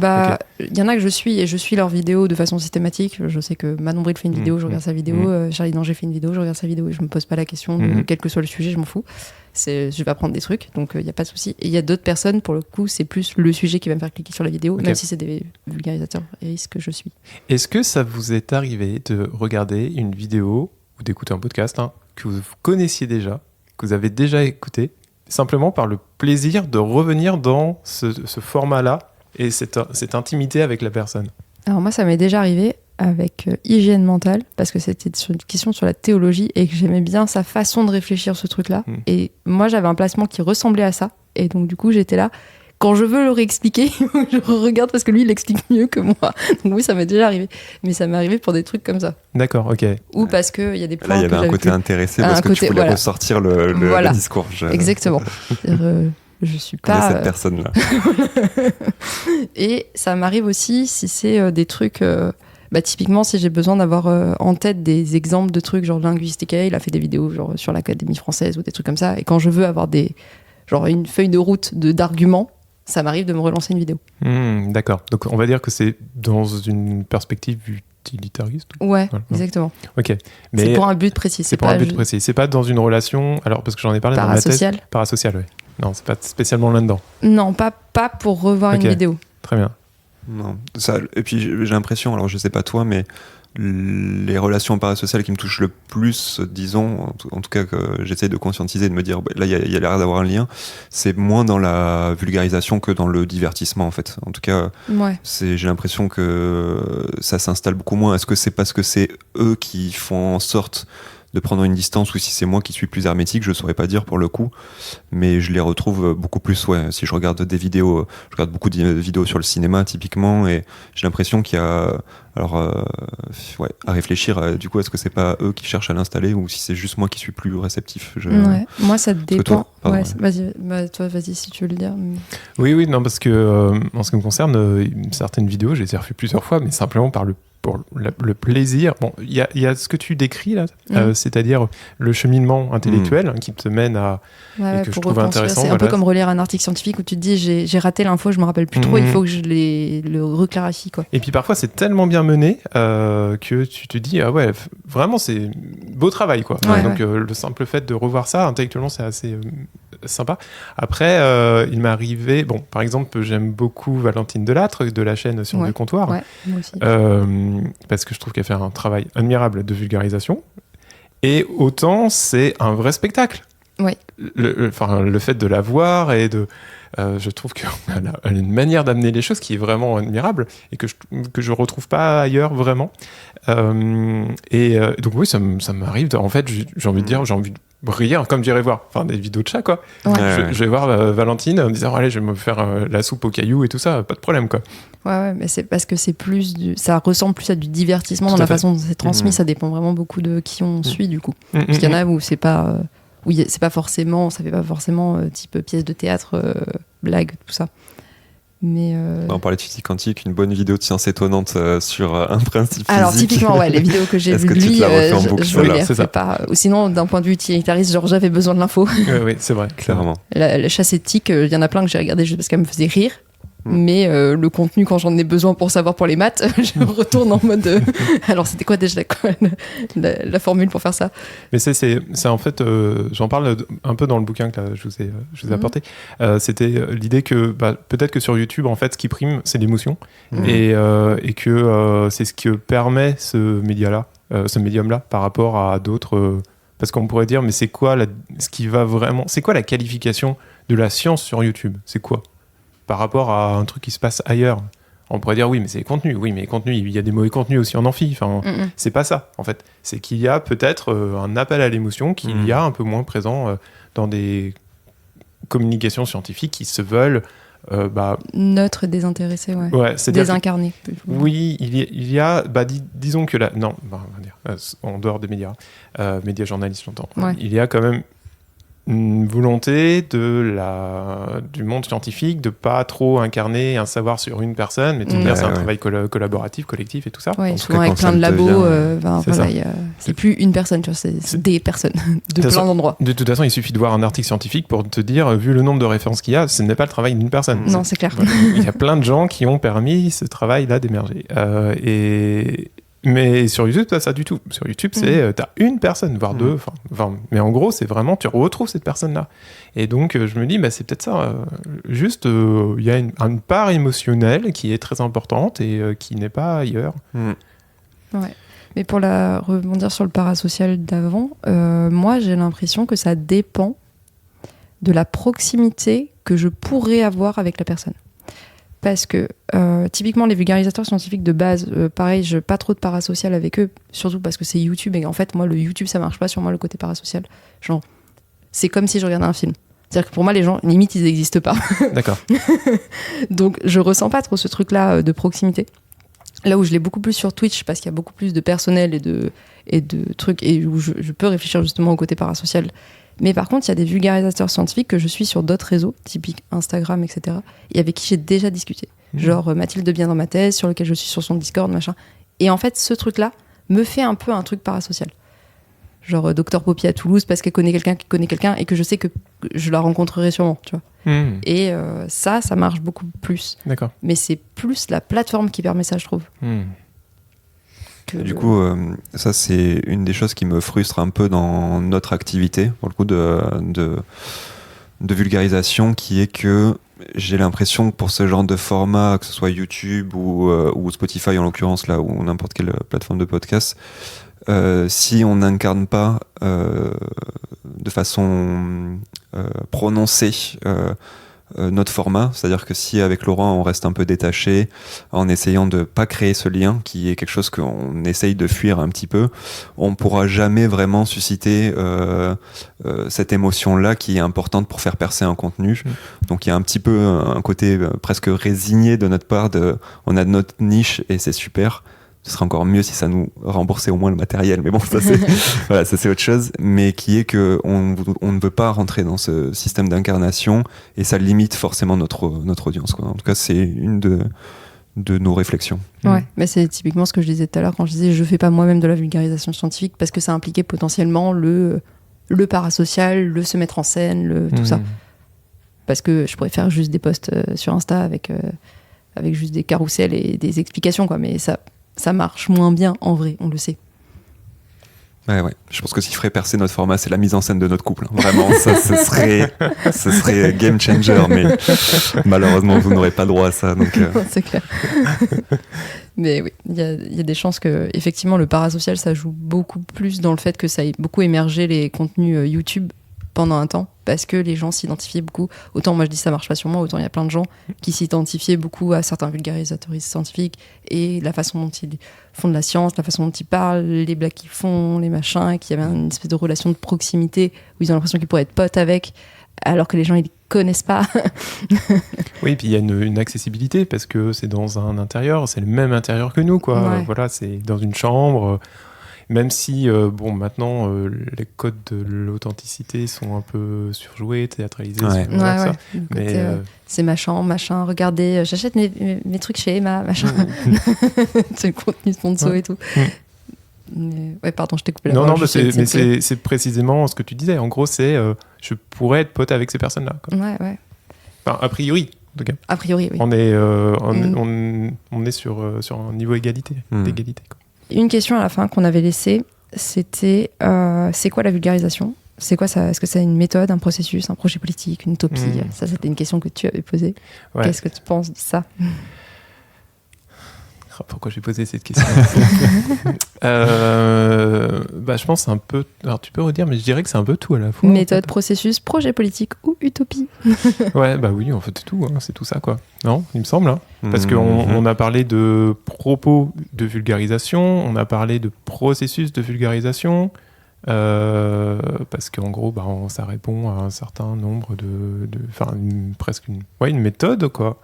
C'est-à-dire que on prend du savoir, on le retravaille, on l'adapte par rapport à ses propres connaissances, ses propres expériences, ses propres biais. Et le public auquel on veut s'adresser. Qu'on suppose, Ouais. qu'on s'adresse. Auquel on voudrait s'adresser. On voudrait s'adresser, voilà.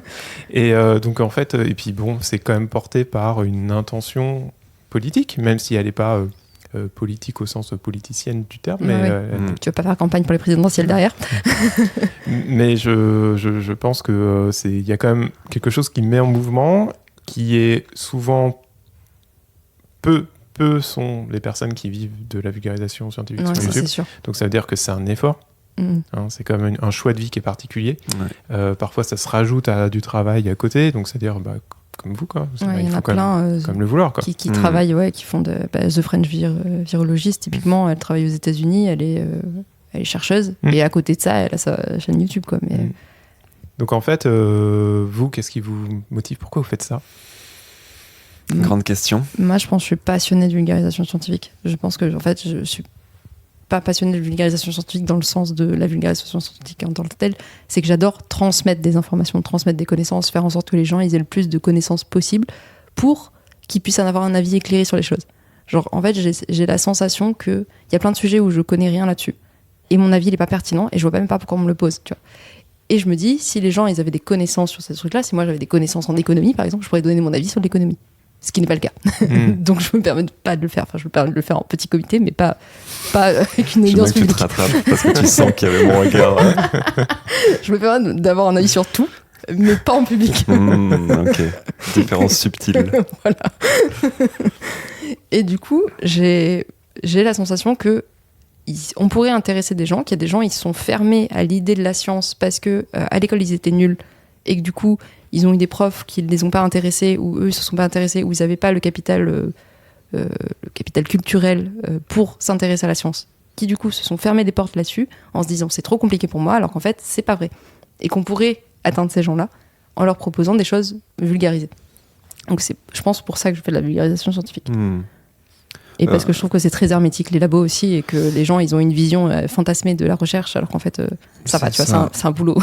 Je pense que c'est une de mes motivations principales aussi, le côté, ce que je dis souvent, c'est que j'en avais marre que quand on dit, cette personne est chercheur, chercheuse, et la réponse est, mais il cherche quoi? Il a trouvé, c'est bon? Ce genre de blague que je ne pouvais plus entendre, l'idée de montrer c'est quoi la recherche par les doctorants, c'est quoi leur travail, espérer créer des vocations, comme on en a déjà parlé. Ce que j'aimerais, c'est qu'il y ait plus de gens qui, dès l'école, sachent ce que c'est un chercheur, à quoi ça sert, un chercheur-chercheuse, et qu'ils aient envie de le devenir. Et après, je sais que moi, il y a aussi un côté très égoïste de avoir des discussions comme on a aujourd'hui. Je trouve ça super. Et en fait, dans le cadre du podcast, ça nous amène à discuter avec plein de gens, alors qui viennent du même milieu de recherche, mais qui explorent des choses très différentes. Donc, on voit des personnalités différentes, des thèmes différents. Qu'on peut aborder comme ça directement en fait, parce que si t'es en soirée ou au bar, ça va être difficile d'aller directement souvent dans un sujet un peu deep. Tunnel de 2 heures. Je peux ça. te faire le tunnel de 2 heures sur l'addiction, mais t'as pas envie d'être la personne qui écoute. Donc ça nous crée un cadre où c'est pas malaisant de discuter de sujets. Mais pourquoi tu fais ça? Et comment t'as fait ça? Et attends, mais c'est une super idée, mais attends, mais ce truc-là, si tu fais comme ça. Donc comme souvent, il y a un côté donner des idées aux gens et un peu d'inspiration, et le côté égoïste. Ouais, la curiosité. Comme tout le monde. Parce qu'on aime bien ça. On en consomme beaucoup de vulgarisation scientifique, donc ça a du sens qu'on aille tendre un bricot aux gens en disant bonjour, tu peux nous raconter ce que tu fais. Et toi, pourquoi tu fais ça? De la recherche? Ouais, de la recherche, de la vulgarisation, parce que tu as quand même fait un bouquin un peu de vulgarisation dans un sens. J'ai fait un bouquin de vulgarisation. Pourquoi?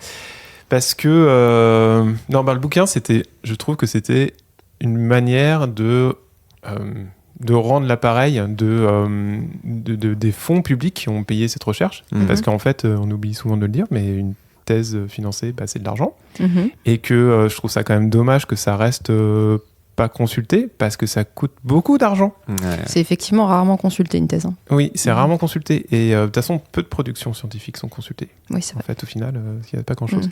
Et donc, j'ai eu l'opportunité là de dire, j'aimerais... Enfin, mon sujet, sans être...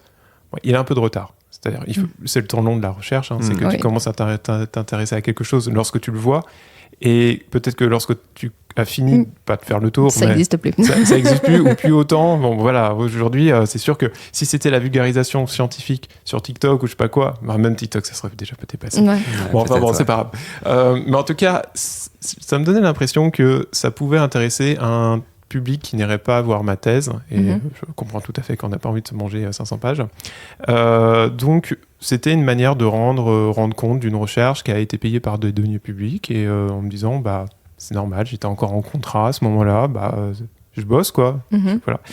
Ouais. Maintenant, les conclusions de ma thèse sont quand même pas super optimistes par rapport au bienfait, je veux dire, à l'impact, à la réception de la vulgarisation, parce que on a vu qu'elle était quand même très située, très, très limitée, quoi. Ouais. Donc, si je devais aujourd'hui parler de ce que je fais qui me motive plus, c'est parce qu'à côté de ma thèse, j'ai fait de la valorisation de la recherche, et j'ai aidé des doctorants et doctorantes à mettre en place des ateliers de co-construction de leur thèse avec du grand public. Le principe, c'était, et ça existe toujours, c'est d'aller dans des espaces publics, d'arriver, de dire, moi, je viens, voilà mon parcours, je me suis intéressé à un contexte, est-ce qu'on va travailler ensemble sur quelles questions de recherche on peut avoir, quelles hypothèses vous pouvez vous faire, et puis on va dialoguer ensemble, et puis quelle méthodologie vous pourriez mettre en place pour travailler sur ces hypothèses. Et donc ça, je trouve ça plus intéressant. Et là, je trouve que c'est parce qu'on parle d'une méthode globalement. C'est-à-dire que ça va au-delà du simple savoir, au sens, je connais tel auteur, je sais ce qu'il a dit, je connais globalement ses résultats. C'est que ça peut mener à se méfier un petit peu plus de certaines informations. Je pense qu'il y a, quelque part, si je dois parler de ma motivation vraiment, j'aimerais bien que on questionne davantage ce qui nous semble évident. Et, un peu plus d'esprit critique. Plus d'esprit critique. En fait, souvent, je dis que ce que je fais, moi, dans ma recherche, je n'apporte pas des réponses, mais c'est que ma question que je fais au début de ma recherche, elle n'est plus du tout la même qu'à la fin, mais je pose toujours une question. Mais je pose une question sur quelque chose qui était jusqu'alors invisible, et que maintenant, par la recherche, je l'ai rendu visible. Et on dit, ça existe. Ça existe, c'est pas genre naturel. On pourrait parler plein de trucs, validisme, tout ça. Avant, est-ce qu'on questionnait ce truc-là ? Non, pas trop. Mais maintenant, on a mis un mot dessus. Ouais. Ah, donc ça existe. Ouais. Et donc, est-ce qu'on est d'accord, on est OK avec ce truc-là ou pas ? Non, c'est pas terrible. Voilà. Le boulot a été fait, quoi. Maintenant, la société doit s'en emparer aussi, quoi. Mais il faut que ça circule, évidemment. Ouais. La circulation des informations et qui réceptionne les informations. toujours question difficile. Mais du coup, tu as pointé un truc intéressant dans ton processus d'atelier, c'est la recherche participative qui se développe de plus en plus, qui est justement l'implication du grand public du public, ça peut être le public cible de l'étude, de la recherche, ou le grand public de façon générale, dans la construction des savoirs, dans la création des protocoles de recherche, dans la réflexion autour de comment est-ce qu'on va le faire, qui on interroge, comment on les interroge, et pourquoi. Et ça, c'est vachement intéressant, et c'est un truc que je veux faire dans le projet de recherche que je commence là, justement, c'est de co-construire une application pour étudier le comportement des joueurs de jeux vidéo, mais avec eux. Genre partir avec un petit échantillon de base d'entretien qualitatif avec eux pour voir comment est-ce qu'ils souhaiteraient être interrogés, qu'est-ce qui est pertinent pour eux, que moi je pensais être pertinent en tant que avec ma position de chercheuse, qui l'est peut-être pas pour eux, et est-ce qu'il n'y a pas des choses dans leur vécu qui seraient intéressantes d'interroger, auxquelles j'aurais pas du tout pensé, parce que c'est des questions qu'on s'est peut-être pas encore posées dans la recherche, ou alors c'est un truc niche auquel j'ai pas eu accès. Et du coup, je pense qu'on va tendre petit à petit vers ce genre de processus, parce que la recherche participative, c'est encouragé maintenant un peu plus. Notamment parce que, typiquement en addiction, il y a des associations qui maintenant refusent de travailler avec les chercheurs s'ils n'ont pas construit le projet avec eux. Genre SIDAction, c'est mort. C'est mort. Tu veux faire un projet avec des gens en CARUD, si tu n'as pas travaillé avec eux, tu ne rentres pas. Tu vas pas chercher leurs usagers en mode « bonjour, on vous fait passer un questionnaire ». C'est hors de question. Et parce que justement, ils sont dans ce truc de sinon c'est que on est un atelier, enfin pour eux c'est des cobayes quoi. Ils arrivent, tu prends et puis on s'en fout de toi en tant que personne.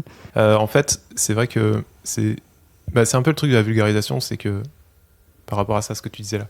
En gros, c'est vrai qu'il y a porté un regard sur analyser un collectif, un groupe de personnes. Je trouve que c'est une démarche qui est limite un peu colonialiste en fait, tu vois, genre il y a un côté très dominant, les gens c'est comme si ça avait des souris dans un labo et toi tu dis je cherche un ton de souris. Donc ça serait bien en fait que il y a une recherche qui va vous impliquer, qui va parler de vous, c'est normal en fait, vous êtes qui et venez vous asseoir autour de la table parce que en fait le truc c'est que j'ai bien aimé ce que je crois c'est peut-être toi Laura qui a dit ça à un moment donné, quand on est chercheur on fait un boulot quoi. Oui. Et en fait, c'est pas, on n'est pas des magiciens. On a du savoir déjà circonscrit à une petite chose. Petite chose. Le petit point sur l'immense mur blanc. C'est ça. Mais tout le monde a du savoir expérientiel ou savoir, tout le monde en a. Donc déjà, ça c'est clair. Et après, ce qui va peut-être faire en sorte qu'on peut être légitime, c'est que on a du temps pour réfléchir. Et on a du temps pour mettre en place des méthodes, des processus, quoi. Ouais. Mais c'est pas plus que ça, quoi, finalement. Et donc, quand on arrive, lorsqu'on rencontre des collectifs pour pouvoir monter avec eux du savoir, enfin, en tout cas, une méthode de recherche ou un projet de recherche, effectivement, on a peut-être l'expertise de dire on pourrait faire ça a déjà été étudié, donc c'est peut-être pas le meilleur angle. Mais néanmoins, on n'a pas leur savoir. Enfin, c'est évident. Quoi.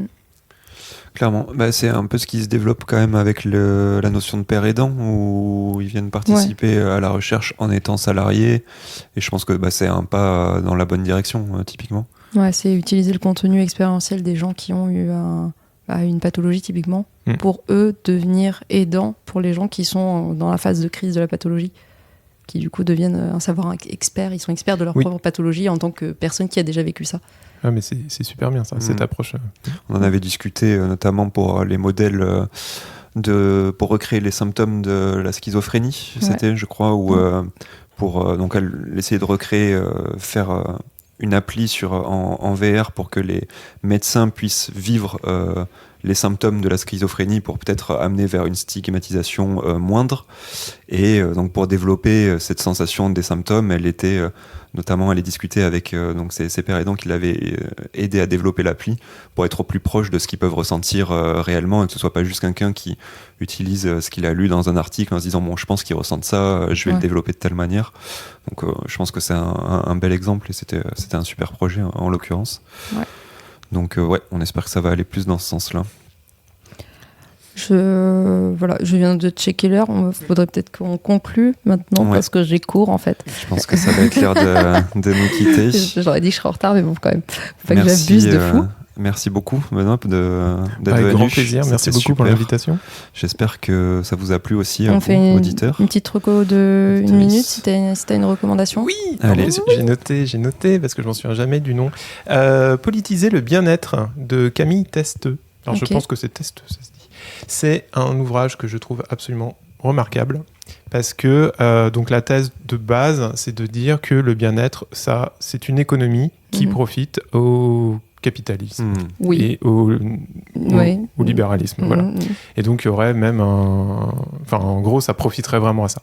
Et pour en arriver à expliquer cette thèse, l'autrice revient sur tous les systèmes d'oppression qu'il y a. Et donc, je trouve que pour des personnes qui sont peut-être pas encore complètement familiarisées avec ce que c'est que le validisme, le racisme, le sexisme, tout ça, Mhm. je trouve que c'est une entrée qui est fantastique. Elle arrive à synthétiser des grandes idées dans un langage simple, assez agréable à lire. Ok, Vraiment, j'applaudis. J'applaudis vraiment l'autrice d'avoir fait ce bouquin, donc bravo à elle. Et donc je recommande chaudement. Et il est pas très long à lire en plus. Donc Argument pour les gens qui lisent pas beaucoup. ouais, non, c'est vrai. Je crois qu'il doit faire 150 pages. Ah oui, effectivement. C'est pas très long. Non. Trop bien, ça donne envie de lire ça. Est-ce que tu as un truc, toi, Laura? Là en tête qui me vient, pas trop, parce que des vulgarisateurs scientifiques, j'en ai drop 10, 12 dans Oui, le podcast, là, je tu vois. pense que pour le coup, Voilà. de ce côté-là, ça ira. Mais non, si, le Frame, ça a sorti ses dates pour l'année prochaine. Ça sera du coup du 8 au 12 avril, si je me trompe pas. C'est 5 jours, c'est mélangé pro et tout public.